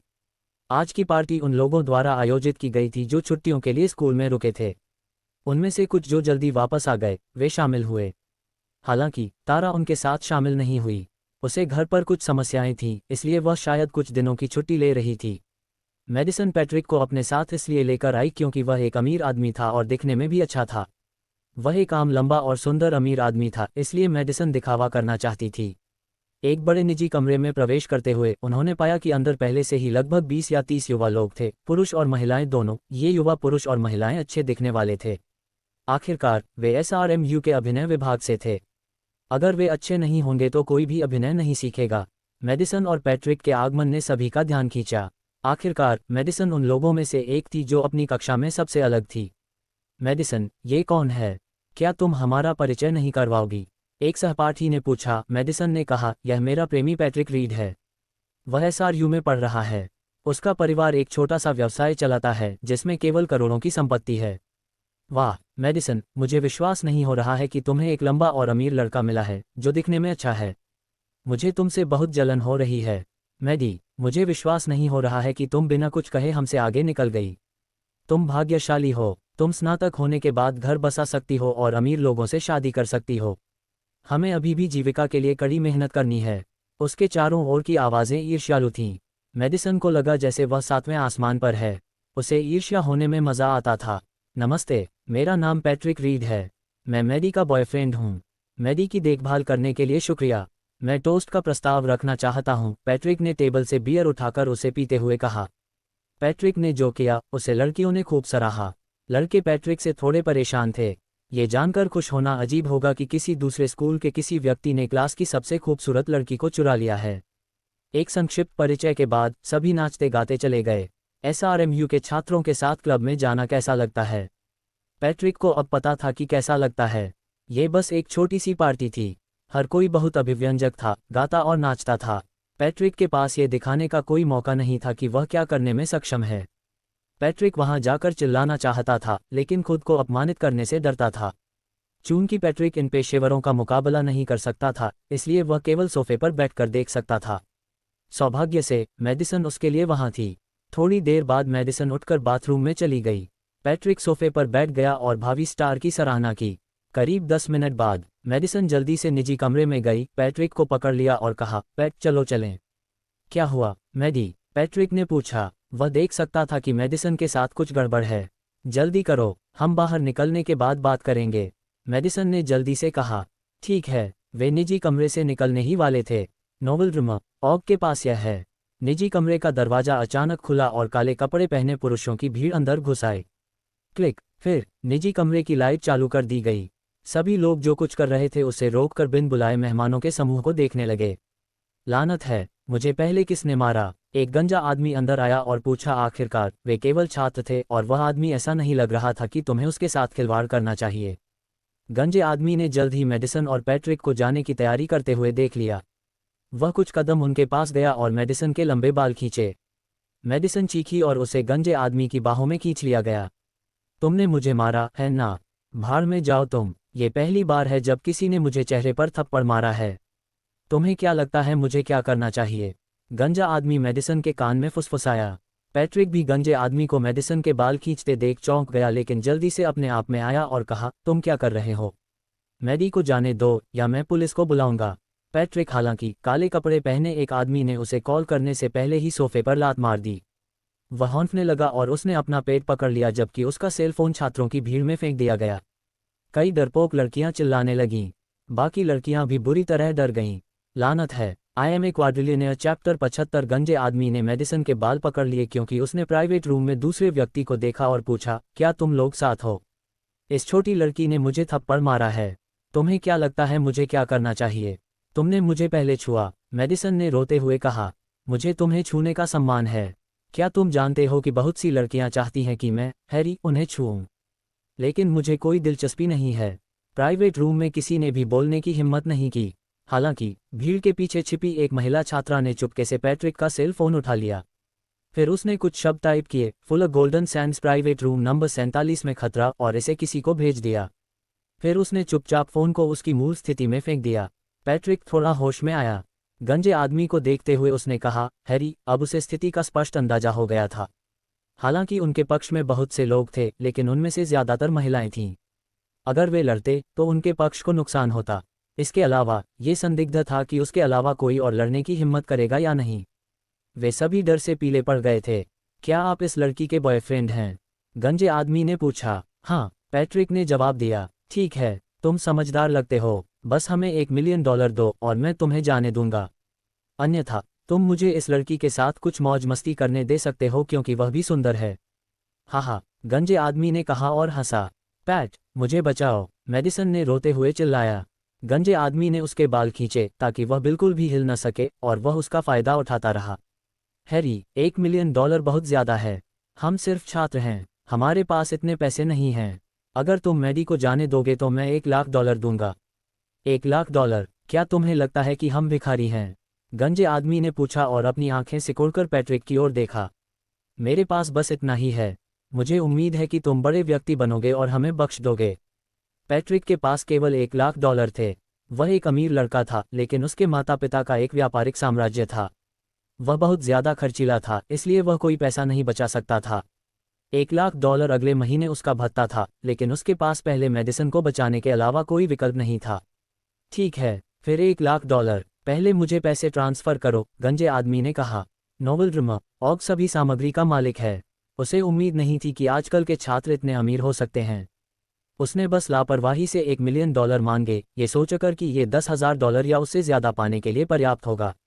उसे उम्मीद नहीं थी कि पैट्रिक उसे $1 लाख देगा। यह उसके लिए कुछ समय के लिए खर्च करने के लिए पर्याप्त पैसा था। पैट्रिक को राहत मिली जब गंजा आदमी सहमत हो गया। ये केवल $1 लाख था और वह बस एक बहाना बना सकता था और अपने माता पिता से और पैसे मांग सकता था। उसे नहीं पता था कि अगर उन्होंने उसे अस्वीकार कर दिया तो क्या करना चाहिए। जब पैट्रिक अपना फ़ोन उठाने और ट्रांसफ़र करने वाला था तो उसने मैडिसन को चिल्लाते हुए सुना, आह, कमीने, रुको। पैट्रिक ने देखा, लेकिन ये दृश्य पैट्रिक को इतना गुस्सा दिला गया कि वह शराब की बोतल लेकर गया और गंजे आदमी के सिर पर दे मारा। ये पता चला कि गंजे आदमी ने एक हाथ से मेडिसन के बाल खींचे और दूसरे हाथ से उसके शरीर को छुआ जब पैट्रिक अपना सेल फोन लेने गया। गंजे आदमी का सिर खून से लथपथ था। उसने मेडिसन को छोड़ दिया और अपना सिर पकड़ते हुए चिल्लाया। काले कपड़े पहने कई लोगों ने तुरंत प्रतिक्रिया की, दौड़े और पैट्रिक को नीचे गिरा दिया। वे एसआरएमयू छात्र इतने डरे हुए थे कि वे हिलने की हिम्मत नहीं कर पा रहे थे। उन्होंने कभी ऐसा अनुभव नहीं किया था। मेडिसन भी हैरान थी। पैट्रिक के साहसी बचाव से वह भावुक हो गई। पैट्रिक को काले कपड़े पहने कई आदमियों ने जमीन पर इस तरह से दबा रखा था कि वह हिल भी नहीं पा रहा था। वह मदद करना चाहती थी लेकिन गंजे आदमी ने उसे पकड़ लिया जो अपने होश में आ चुका था। उस पल गंजा आदमी डरावना लग रहा था। उसके चेहरे पर खून बह रहा था और वह डरावना लग रहा था। लड़के, तुम बहुत दुस्साहसी हो। मैं, हैरी, रिवर सिटी में काफ़ी समय से हूँ, लेकिन तुम मेरे सिर पर वार करने वाले पहले व्यक्ति हो। अगर मैं तुम्हें सबक नहीं सिखाऊंगा तो मैं भविष्य में दूसरों का सामना कैसे कर पाऊंगा। मेरे लिए उसका सिर ऊपर कर दो। जब तुम्हारी गर्लफ्रेंड को धमकाया जाता है तो तुम्हें नफरत होती है ना? अपनी आंखें खोलो और देखो कि मैं उसे कैसे धमकाता हूँ। काले कपड़े पहने एक आदमी ने पैट्रिक के बाल पकड़ लिए और उसे गंजे आदमी की ओर खींच लिया। मैं तुम्हें पैसे दूंगा, $1 मिलियन। पैट्रिक तबाह हो गया और उसने जो कुछ देखा उसे उठने के लिए संघर्ष किया, लेकिन काले कपड़े पहने लोगों ने उसे नीचे दबा दिया और उसे हिलने से रोक दिया। वह केवल गंजे आदमी को मेडिसन को धमकाते हुए देख सकता था। गंजे आदमी ने पैट्रिक की अनदेखी की और मेडिसन को छूना और चूमना जारी रखा। जब वह मेडिसन से पहले वॉशरूम में मिला था तो वह शराब के नशे में उसे छूने से खुद को रोक नहीं सका था। उसने पहले भी ऐसा बहुत किया था और हैरी की स्थिति के साथ जो लोग छूते थे वे केवल अपना अभिमान निगल सकते थे और इसे सहन कर सकते थे। हालांकि मेडिसन ने आज उसे थप्पड़ मार दिया। यही कारण था कि वह अपने आदमियों के साथ मेडिसन का यहाँ तक पीछा किया। गंजे आदमी ने मेडिसन के लाल होठों को चूमने की कोशिश की जब उसने देखा कि कैसे खूबसूरत महिला उसे सबक सिखाने के बाद आज्ञाकारी बन गई।